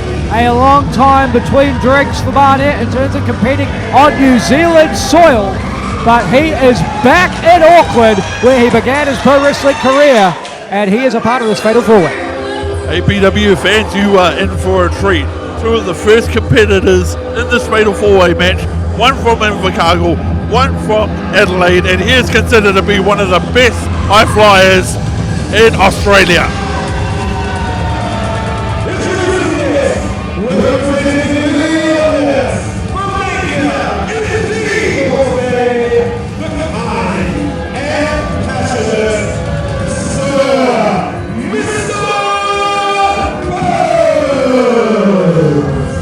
More than a healthy dose of sarcasm on those kind of compassionate words there.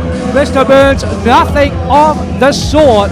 But he's out here tonight, Ben, without the young Nats in his corner. It'll be interesting to see how Burns goes it alone.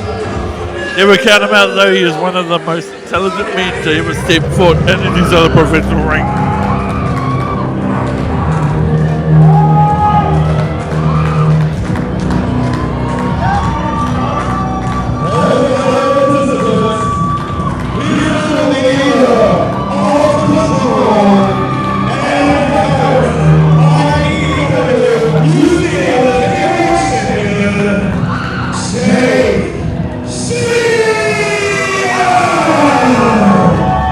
As the IPW New Zealand champion and the brains behind control, Jake Shehaan certainly knows how to get it done in the ring.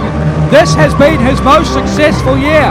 But Ben, this is a fatal four-way matchup, a volatile environment. Shehaan doesn't even have to be involved in the deciding fall to lose this matchup.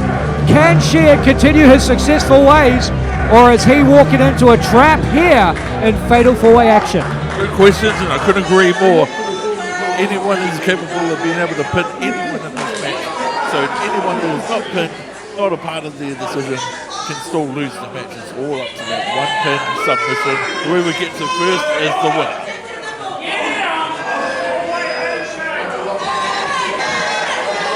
Referee Conan is checking with all the competitors here, and it's fight time!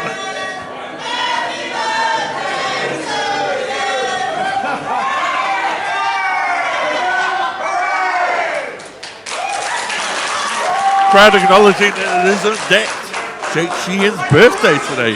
Awhano kia koe. It's a toa mamo on IPW.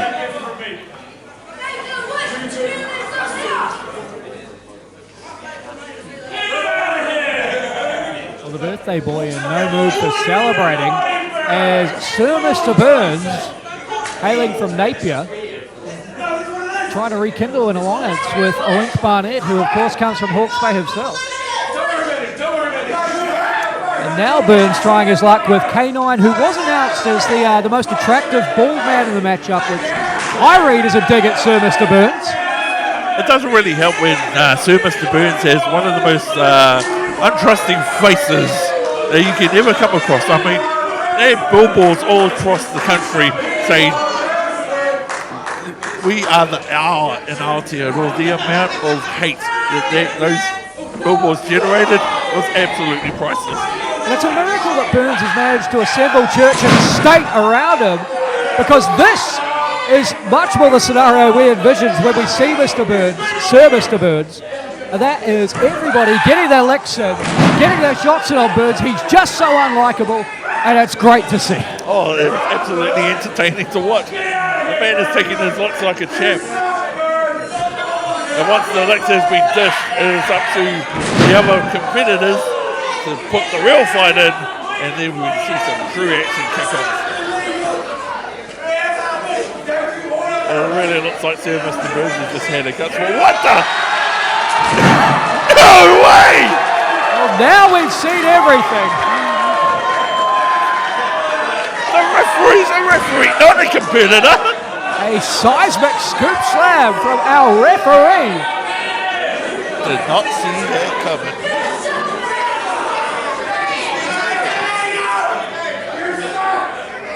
Well, for the time being at least, Sir Mr. Burns is on the outside involuntarily. Jake Shehaan voluntarily steps to the outside, maybe thinking about taking a break. And here we go, Barnett and K9.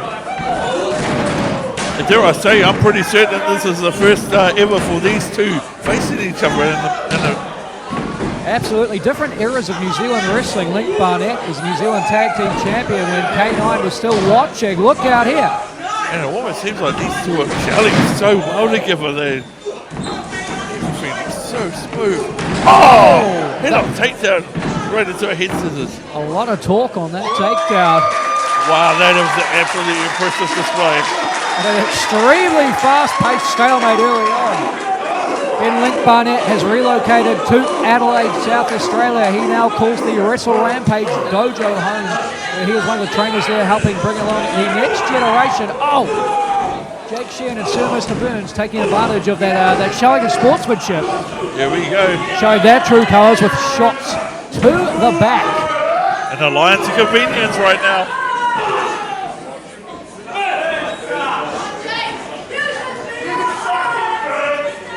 And handshake. Here we go. Church and state and control. What a mega group we could be seeing the formation of here.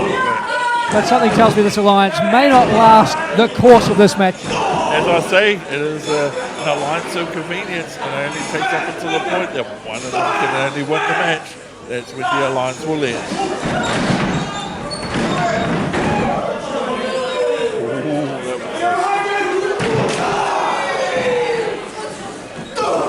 Hard forearm strikes from Barnett and K9.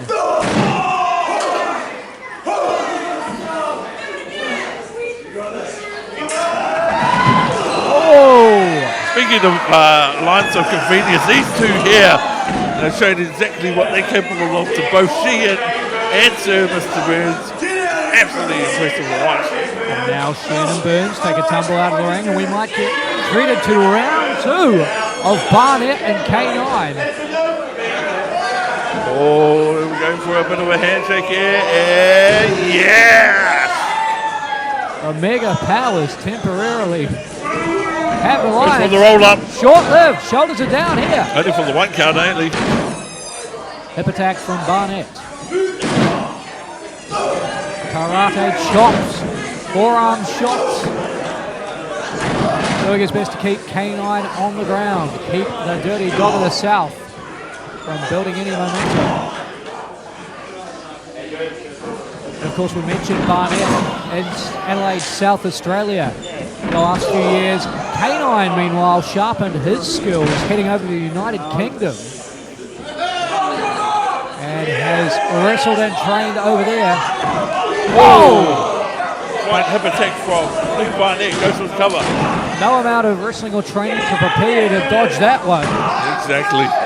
And straight away we got Shehaan and Sir Mr. Burns both in control of a lot of competitors at this point in time. Both of them now teaming up on K9, sending them to the corner, right out of the ring.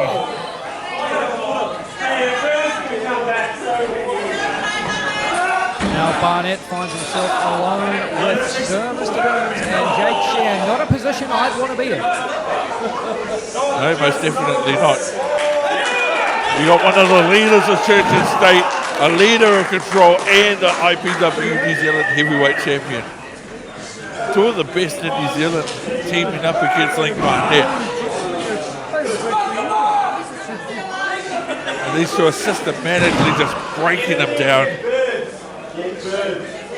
Now Ben, if you are Link Barnett, what strategy can you hope to employ against two wrestlers in this temporarily, it's like a handicap match going on in there. What's Barnett's best path to victory?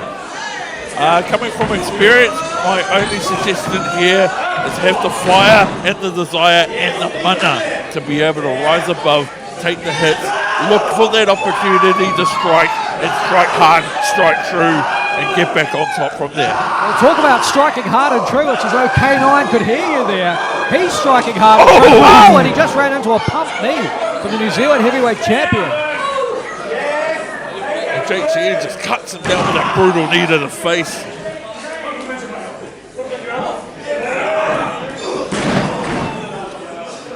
Again, this 2-on-1 attack continues. Burns and Shehaan cutting the ring in half, isolating K9. This is absolutely brilliant here. Brilliant strategy, just working on each arm and just wrenching it back. Now this will be very interesting, Ben. If K9 would submit in this hold due to the pain, who would be the winner? That is a good point there. Would they be co-winners at this point? Or would they need to restart it as another match until they find the true winner? Well, Burns and Shehaan have been more than comfortable working together thus far, but something tells me they wouldn't be happy going home sharing their win with the other man. No, they wouldn't. At the end of the day, these two guys, these two individuals don't usually cross paths. I mean, they both have got Control for Jake Shehaan, and Church and State for them. them. So they're both in control of factions that don't usually cross paths. So at the end of the day, both of them will want to exert their dominance over one another at some point in time. And I think this time has come. A little bit of anything you could do, I could do better here as both men demonstrate their best shots. But K9 is eating these chops. He's taking it like a champ. The big dog, the dirty dog of the South, back on his feet, absorbing the shots, now going strike for strike with Shehaan. Oh, he's fighting back!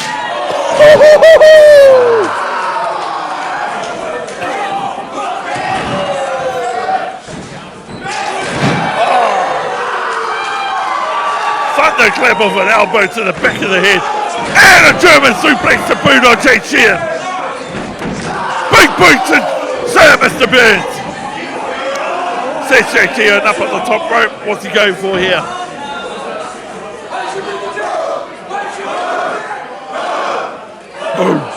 Bark with him as K9 heads to the middle rope. Shehaan straddling that top turnbuckle. He's in a bad spot. Setting him up for horns like a superplex. All the way up top now. Oh no! Service to Burns has got his hands on this pile. Meanwhile, Tower of Doom! And here comes Barnett. Following it up with the coast to coast. That was impressive. Holy caca. Out of all of them, it's only Link Barnett that has still got his wits about it. He's going for the cover on service to Burns. Oh, or maybe not. Maybe he's going to set him up. What's he going for here? Barnett already displaying some incredible high-flying skill with that coast-to-coast drop kick. And now Burns flat on his back. Barnett scaling the top rope. And Burns cuts him off.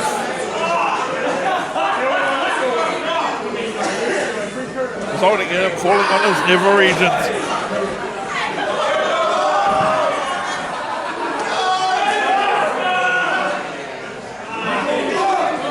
A headbutt from Barnett. Straight away, K9 onto the middle ropes.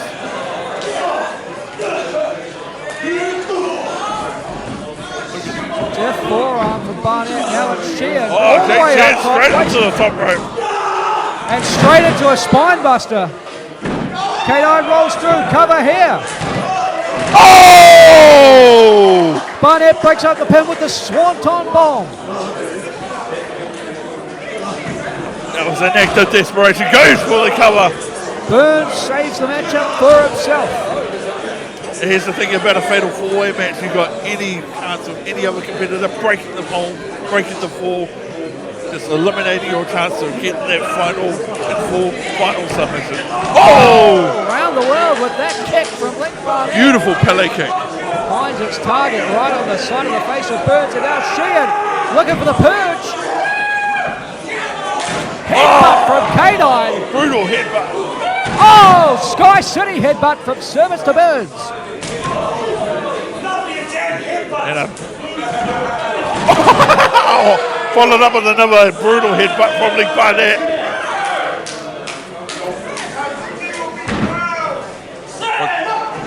Oh, beautiful maneuver.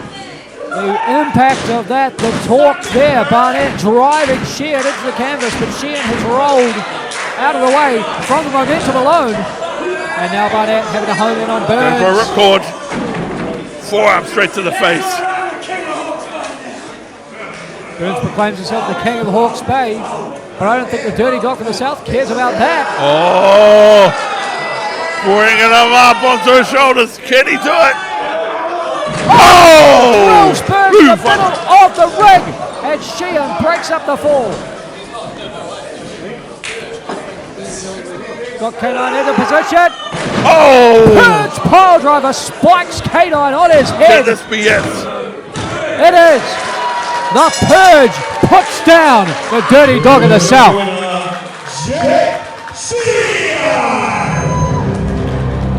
The reigning defending IPW New Zealand Heavyweight Champion shows exactly why he is the reigning defending IPW New Zealand Heavyweight Championship with a massive win in this fatal four-way match against some of the best competitors we have seen in a very, very long time. If Burns, Barnett or K9 had championship aspirations, they will have to move to the back of the line. They just got a taste of why Shehaan is as successful as he is, why he is at the top of the mountain in New Zealand Pro Wrestling, why he is the IPW champion.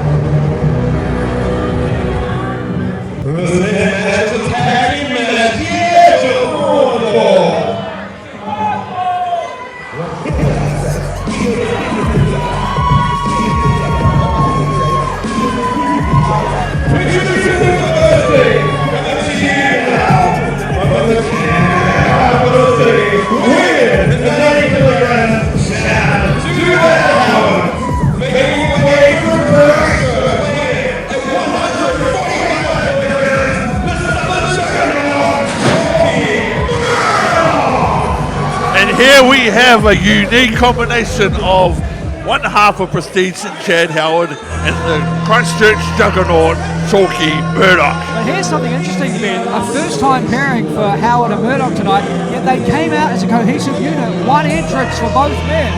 Could Murdoch and Howard be a lot more on the same page than we had anticipated? That's a very good point, actually.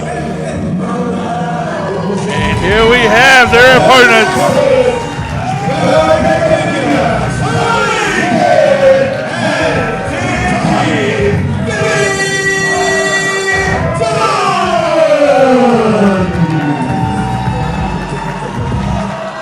Hot start to this one.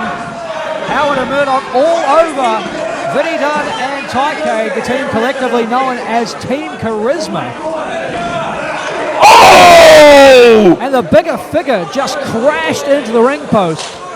And Ben, some rings have a round ring post. This ring is a square. There is a hard edge angle there that Tykade just met shoulder first. Oh, that was absolutely brutal. I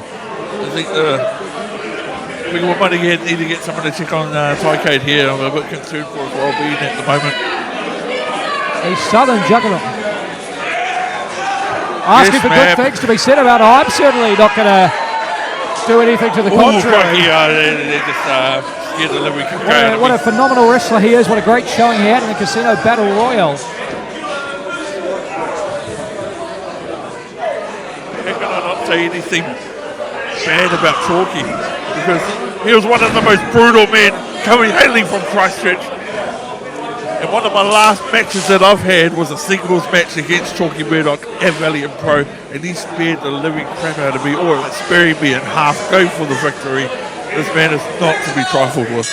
Murdoch just hits different, and now Tykade seemingly taken out of this matchup before it even began, officially underway, as Chad Howard looks to take out Vinny Dunn at the knees, cut down the veteran former four-time New Zealand champion, and really make a statement performance tonight here at APW One Night Stand. I mean, look at Vinny, he's a multiple-time New Zealand champion, but he's got tape on the back of his knee. You cannot help but see that is a target for Chad Howard and Chalky Murdoch. They saw that, they took the opportunity to cut him down even before the match started. So they're already on the lead foot here. They got the advantage, and they're going to be dismantling today Vinny Dunn bit by bit, piece by piece.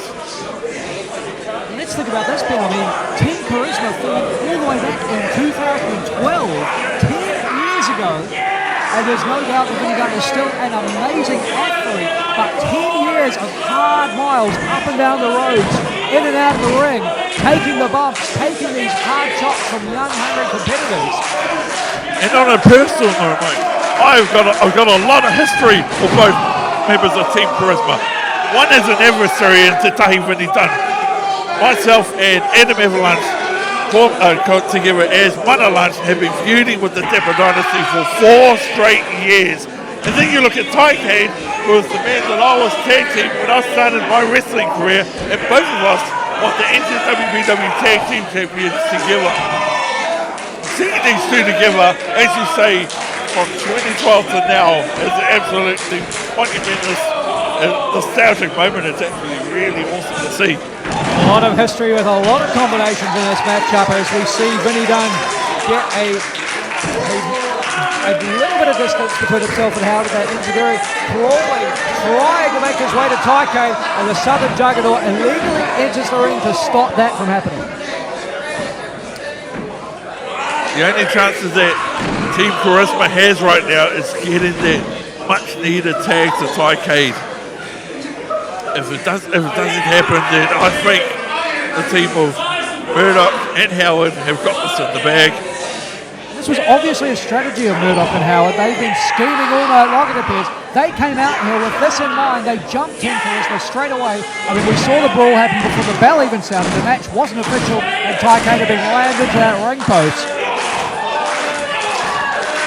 Well, my concerns with Tykade are now, I think he's looking pretty good after that, being thrown into that ring post. He seems to have recovered quite nicely. It's just a matter of him getting that tag and getting the advantage back for his team, Team Charisma. Vinny Dunn disoriented here. Chad Howard spilled out of the ring, but Dunn temporarily started crawling towards Murdoch. He's dizzy, he's discombobulated, but he needs to make the tag to Tykade. Is this Dunn's moment? And that's the thing with Murdoch. I mean, look at the man in the size, but he's bloody fast. I mean, in his off time away from wrestling, you see Chalky Murdoch out there on the field for the Sumner Sharks. Oh, yes. Goes his way around the he ball. runs himself straight into the corner. Sternum first goes that unforgiving turnbuckle.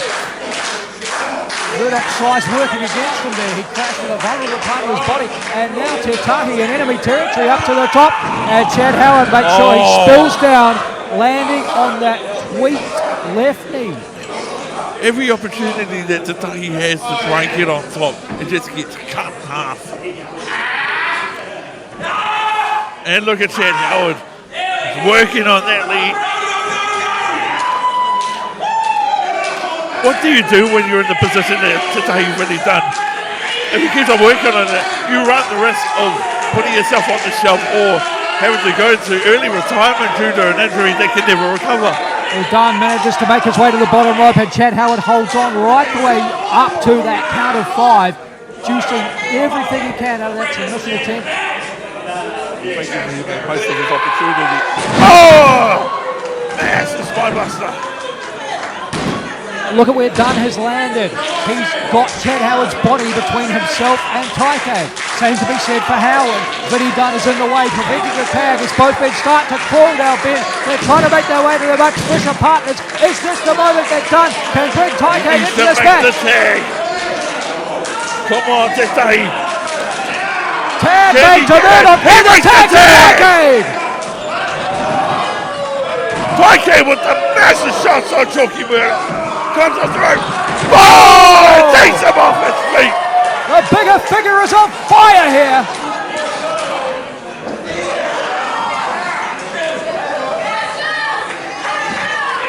Howard off the top. Double axe handle to Tykade. No effect on it whatsoever. What is Chad Howard going to do right now? Ooh!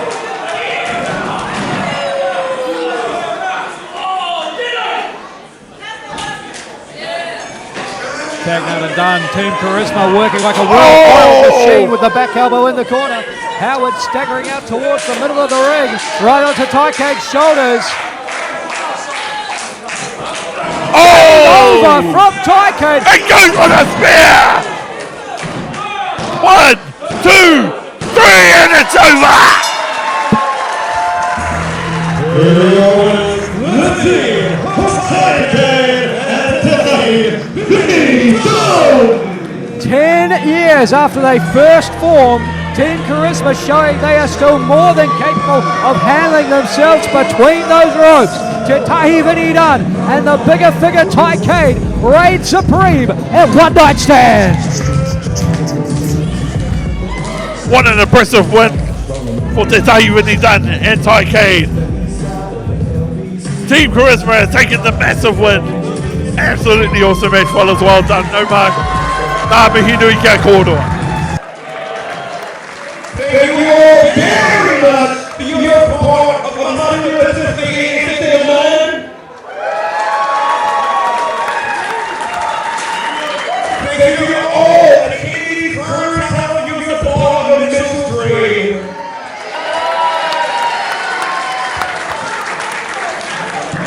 And then leaving me with just one thing left to say. Table Legends Contest is scheduled for 1 fall and in for the APW New Zealand Heavyweight Championship. This is your main event.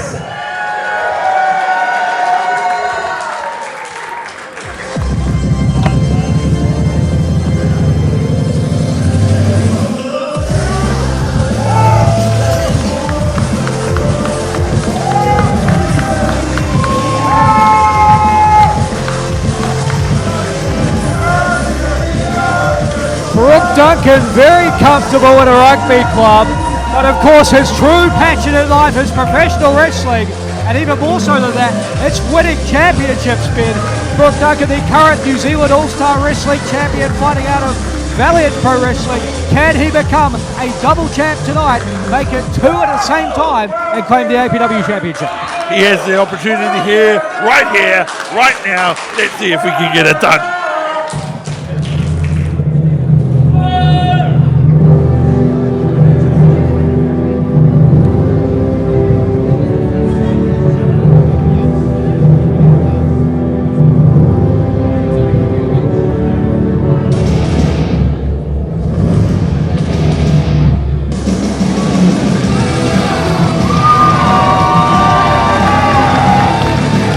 The Alpha League Charlie Roberts makes his way out to the ring for this, our main event. Tables, ladders and chairs to determine a new champion. Roberts, no stranger to championships. He has held a number wherever he has gone in the country. Will APW be the same? Can Roberts become the inaugural champion at One Night Stand? One of the most respected and the most well-travelled and most all-rounded man in this match. Let's see what he's capable of tonight.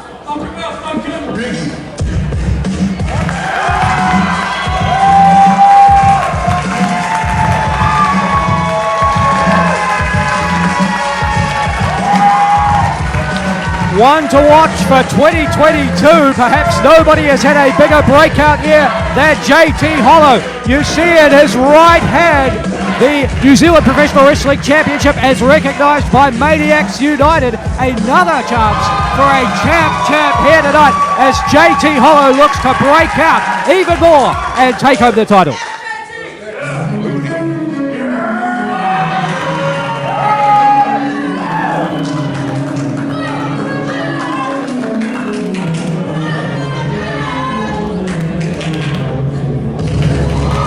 We've seen competitors from Invercargill. We've seen competitors from Australia. The Spartan Sam Black, originally from Tauranga, but began his morning, if you could call it that, because it was a long time ago, at London's Heathrow Airport.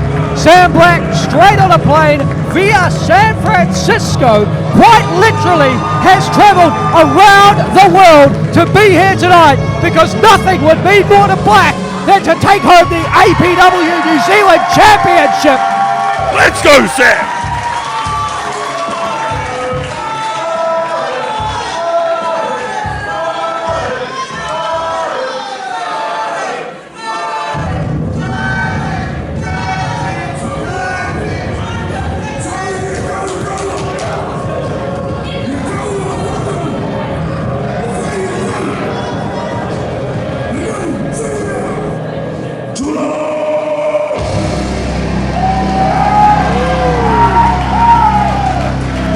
One of the most popular competitors wherever he goes.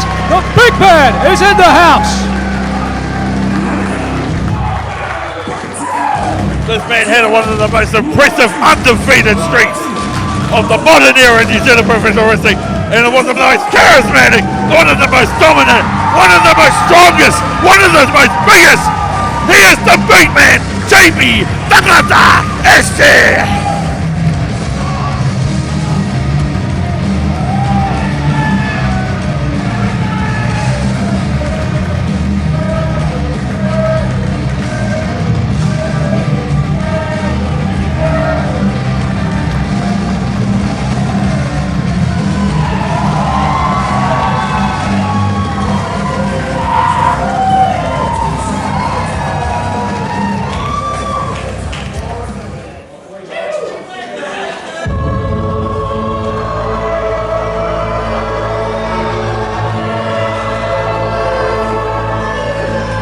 The way to say it, James Shaw bullied his way into this matchup, did not win the Casino Battle Royal, but found a way to claim that spot all the same.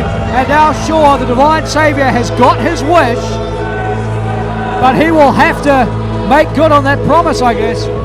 And he is up against a stacked field of talent, trying to stop him from becoming the APW champion as they pursue the championship for themselves. Yes, single-handedly hijacked the show in order to get a spot in this match. Let's see what he does with this one opportunity.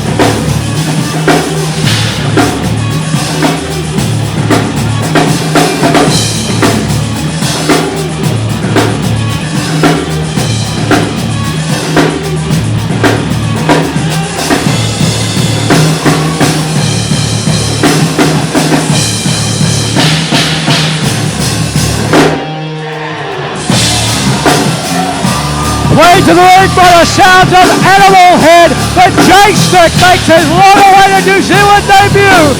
JXT is here in Auckland, is here in APW, and he's got one thing on his mind, the New Zealand Heavyweight Championship. This man has one hell of a reputation on the Australian wrestling scene, and he is about to prove his worth here in this match. He has travelled all the way from Tykade, Australia, and he's got the band of Animal Head playing his entrance music, and he's making a statement right here, right now. He is JXT!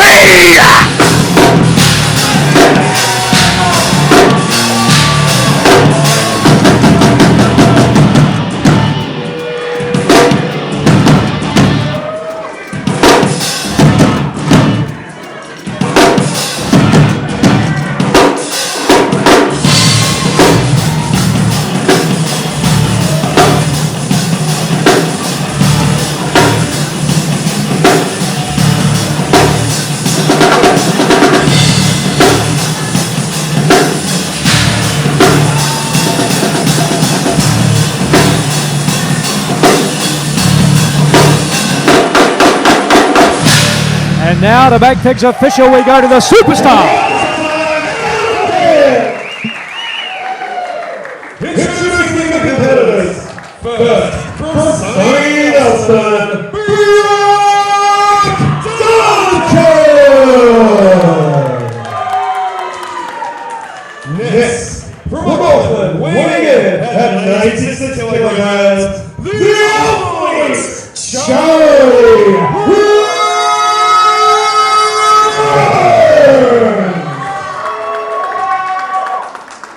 Next, he comes to us from Hamilton. He is the Maniacs United New Zealand Heavyweight Champion, the Boy Heart, JT Ho!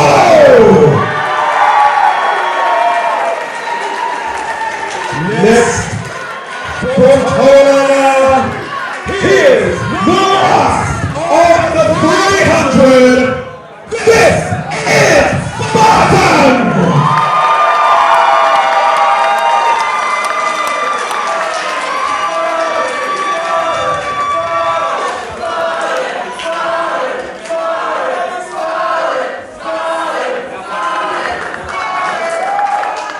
Hailing from Avondale, he is the big man, Jamie Tagataese!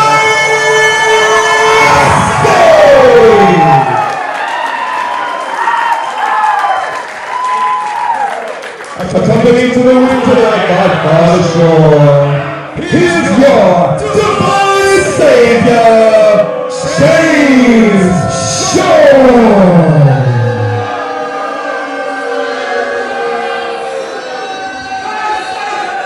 And from Melbourne, Victoria, Australia, he has over 5,100 followers on Instagram. And if you would like to add yourself to that number, you can follow him on the gram at JXT_official. He is the biggest name in Australian professional wrestling, soon to be the biggest name in New Zealand professional wrestling. He is the J-Stick JXT!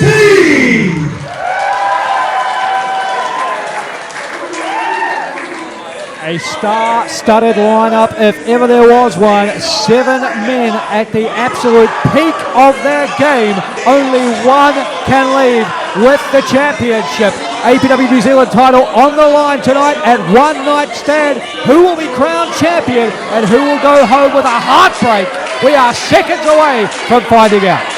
Every single one of these men in this match, every one of them has an equal opportunity to be able to be the winner of this match. They've each got their own credentials, their own tactics, their own abilities to be able to get the job done. Let's see it all unfold in the main event. And there you go.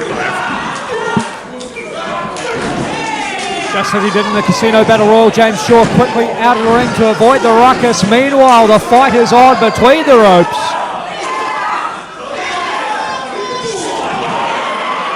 Action spills through the ropes, and we see Jamie Tagataese send Voidheart JT Hollow to the outside. Anything is legal in this TLC match, Ben. We've got tables or slabs of wood out here. We've got ladders, we've got chairs. It's all as legal as a headlock. Yes, 100%. And straight away, every single competitor is out of that ring. They're all trying to find to get a piece of the weaponry that is available, whether it be a chair, a table, or a ladder. Just a matter of, and straight away, first chair shot coming from Charlie Roberts on JT Hollow.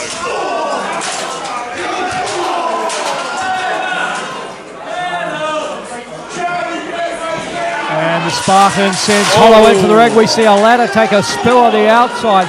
Tagataese swinging a chair, hitting anything that moves. And now it's Spartan and Hollow in the ring.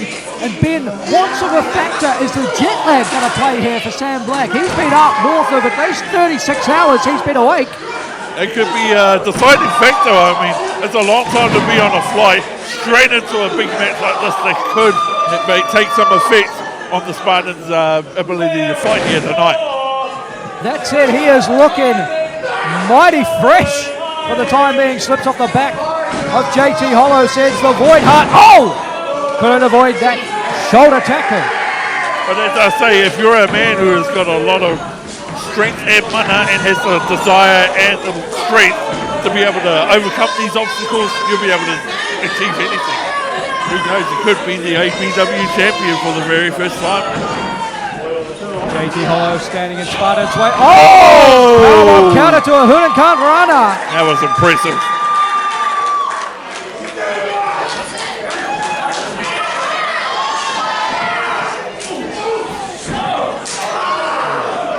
Edge chop from Brook Duncan. Brook Duncan being the former IPW New Zealand Heavyweight Champion and the current New Zealand All-Star Heavyweight Champion representing Valiant Pro. Oh! Drops his body weight down on the sternum of Black. Oh! And there's a splash to the Spartan, Vader Bomb style. Exactly. And on top of that, he's also well-travelled in Mexico also. He's got the... got a world of experience. Oh! But nothing that experience can do to stop Tagataese running through him. And here we go, a first-time face-off. JB Tagataese, arguably the face of New Zealand wrestling over the past couple of years. Here's JXT representing Melbourne and indeed perhaps all of Australia.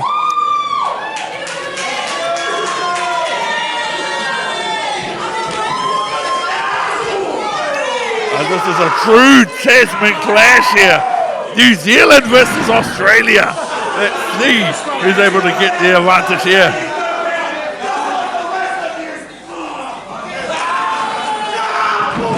Oh! Jamie Tagataese proving he is just too much of the big man. James Shaw trying to form an alliance with JB Tagataese. You can't blame Shaw for it. Tagataese looking amazing in this match, but something tells me Tagataese is not going to go for that. No, I think these guys have got some recent history of James Shaw screwing them out of a win in a previous IPW event. I think he's not going to be forgiving them for that anytime soon.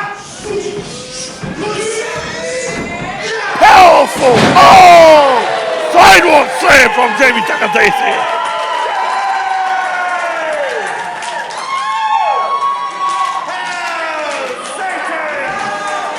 Now this is a clash that we'll be looking forward to see. Two true big men staring each other down. They know what's going to go down.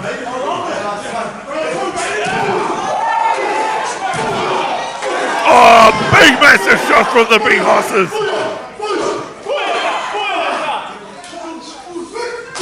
Oh! The headbutt from Voidheart. There's one from Tagataese. Oh! Taking up the Warhammer. Oh! No suplex. JT Hollow looking like a beast right now. The Alpha Elite with a shoulder block from the top.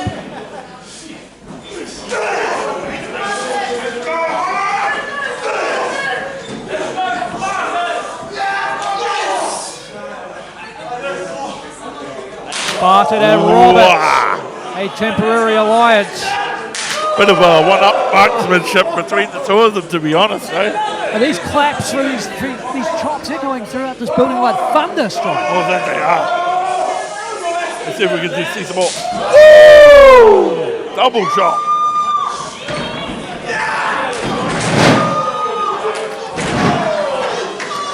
Some impressive offense from both Charlie Roberts and the Spartan.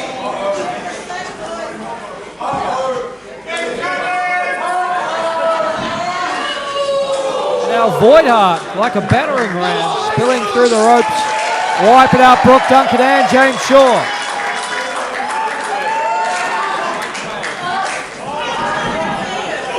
Oh. The Spartan takes out all three, courtesy of Roberts. Using their opponent's bodies as human weapons, just throwing them on top of their opponents. Oh, here comes Charlie Roberts on the top turnbuckle. What's he going to go for here? Oh, just cleans them all out. Crossbody press off the top from the Alpha League into a pile of bodies. They are all down except for Roberts. And now with a chair in hand and James Shaw begging for a time out of the ring. Roberts about to have his way with the Divine Saviour. The question is he really wanting the timeout, or is just waiting for a perfect opportunity to strike? Very untrustworthy individual, this James Shaw. But keep your eye on JXT, Ben. Oh, and there it is.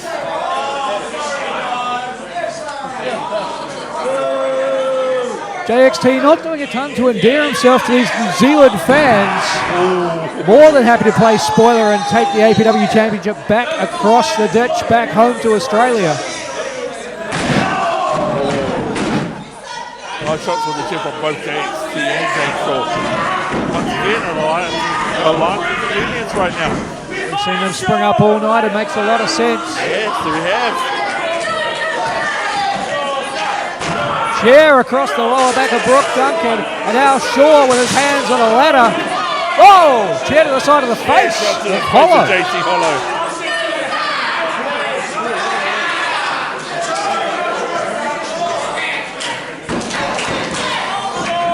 JXT now positions the chair in between the top and middle rope, trying to jam it there with sinister intention.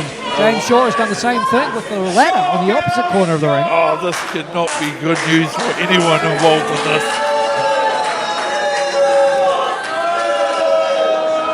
That's the only man moving. It looks like Charlie Roberts is going to get involved here, whether he wants to or not. Oh! Charlie Roberts just been thrown straight into that ladder that was set up in the corner. And there was a little bit of give in the ladder until it hit the ring post. And then that momentum just jarring back. That's right, and there was no give on that ladder from that point onwards. Father Shaw.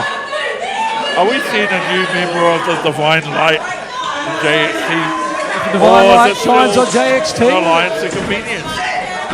We shall find it. We shall see very soon. A top rope of convenience there. Guillotine Sam Black as he spills to the outside. Well said, well done. And now Brook Duncan finds himself at the mercy of JXT and James Shaw. What's James Shaw? Wow, come on. Yeah, it almost looked like he was going to use that on JXT for a moment there. Lines of convenience.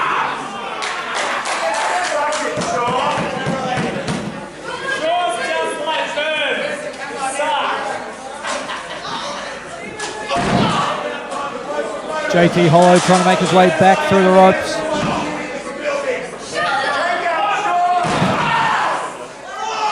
Oh, he felt that chair shot to the back. Question is, can JT Hollow overcome this onslaught of chair shots?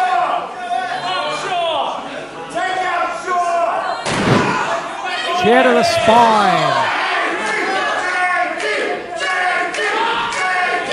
And just choking him out with the chair. A unique way to use it. The unforgiving middle of the chair against the throat of Hollow. In a normal match situation. Oh! Well, JXT wasn't keeping his eye on Shaw. James Shaw just about stole a win there. I think this alliance might be coming to an end at this point. Oh! It's dropped him out of nowhere.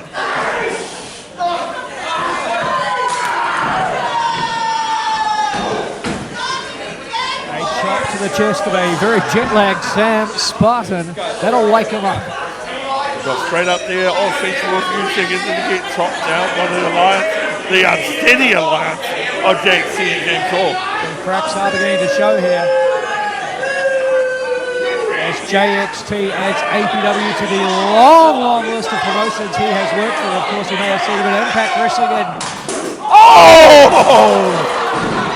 JXT has scouted, ducked the chair shot, James Shaw ate a chair, rebounded off the rope.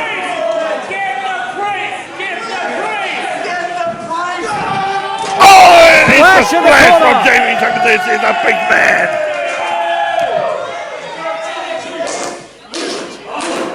What's he setting up for? Is he going to the top rope? uncharacteristic for Tagataese. It is. And you see why, as Brook, Duncan and the Spartan stop Tagataese from connecting with what you've got to presume perhaps would have been a heavy grenade elbow.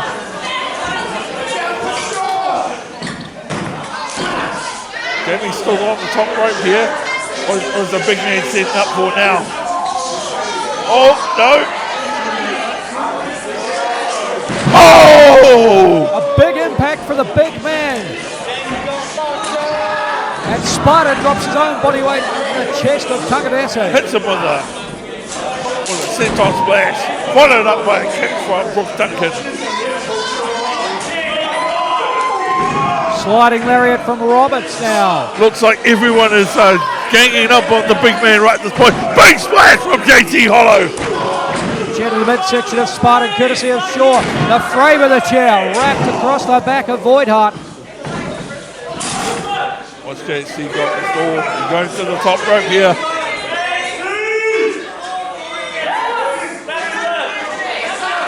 This was an elbow drop. Elbow right to the heart of Tagataese, and Shaw makes the save.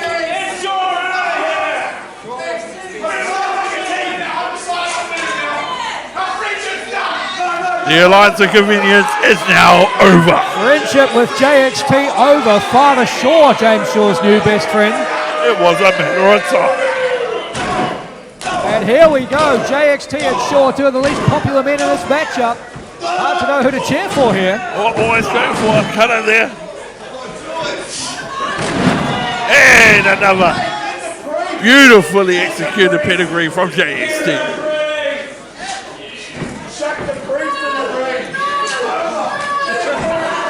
Oh! Over, says JXT as he winds up over the top rope. What's he going for here? Oh! Straight through the middle of the table!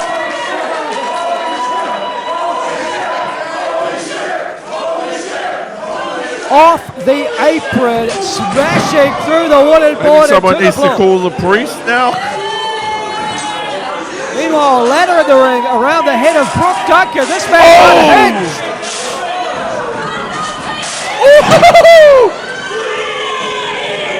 And playing spread with. Make sure he doesn't get too dizzy here.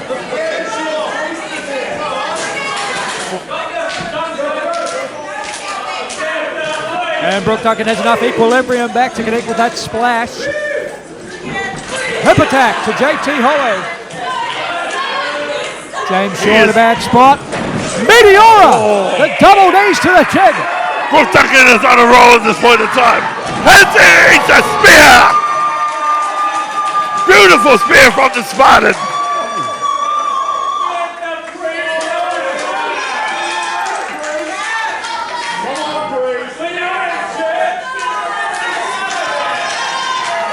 It has been chaotic in this matchup for the APW Championship. We have a pile of bodies at ringside. We've got a pile of bodies in the ring. And we've got Voidheart and Spartan with a ladder leading up in the corner. two men left standing in this match. You got the Spartan and JT Hall. Oh! Holy shit! Shot from James Shaw. Spartan wrapped across the ladder. Voidheart take it out. Super kick from Roberts. Massive super kick from Charlie Roberts. Beautifully executed.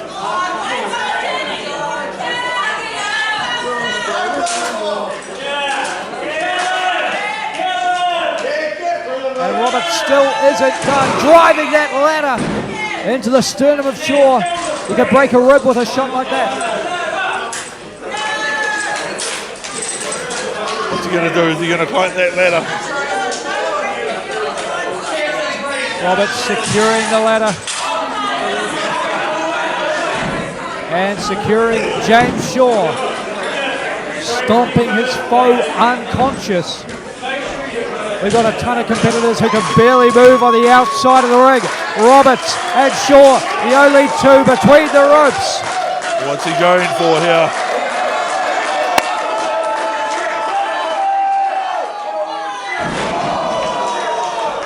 Elbow to the heart of Shaw. 2, 3, and we have a winner!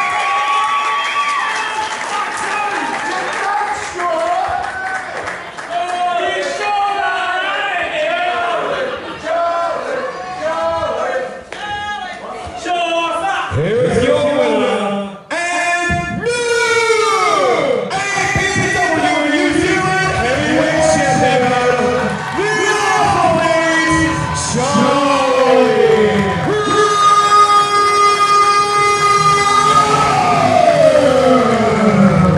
Seven of the best from around the continent went toward tonight, Ben, but in the end there is only one alpha. The alpha link, Charlie Roberts, goes down to the history books. APW champion tonight at One Night Stand. First ever APW champion. It'll be etched in the history books as the name stamped in there. It's the one, the alpha lead, Charlie Roberts, and gives a super kick to Father Shoulder measure. What a champion. What a massive win for Charlie Roberts. That was an impressively brutal match. And in my honest opinion, the right man won here tonight. A phenomenal effort from Roberts, who stands tall tonight, and a phenomenal effort from everybody in the building and everybody watching at home, showing their support for those with muscular dystrophy. On behalf of the modern Māori warrior Ben Mana, I have been David Dunn. We will leave you with the visual of our new champion. Good night from action-packed wrestling. O Maria koutou mā, o reira tēnā koutou katoa, mauri ora.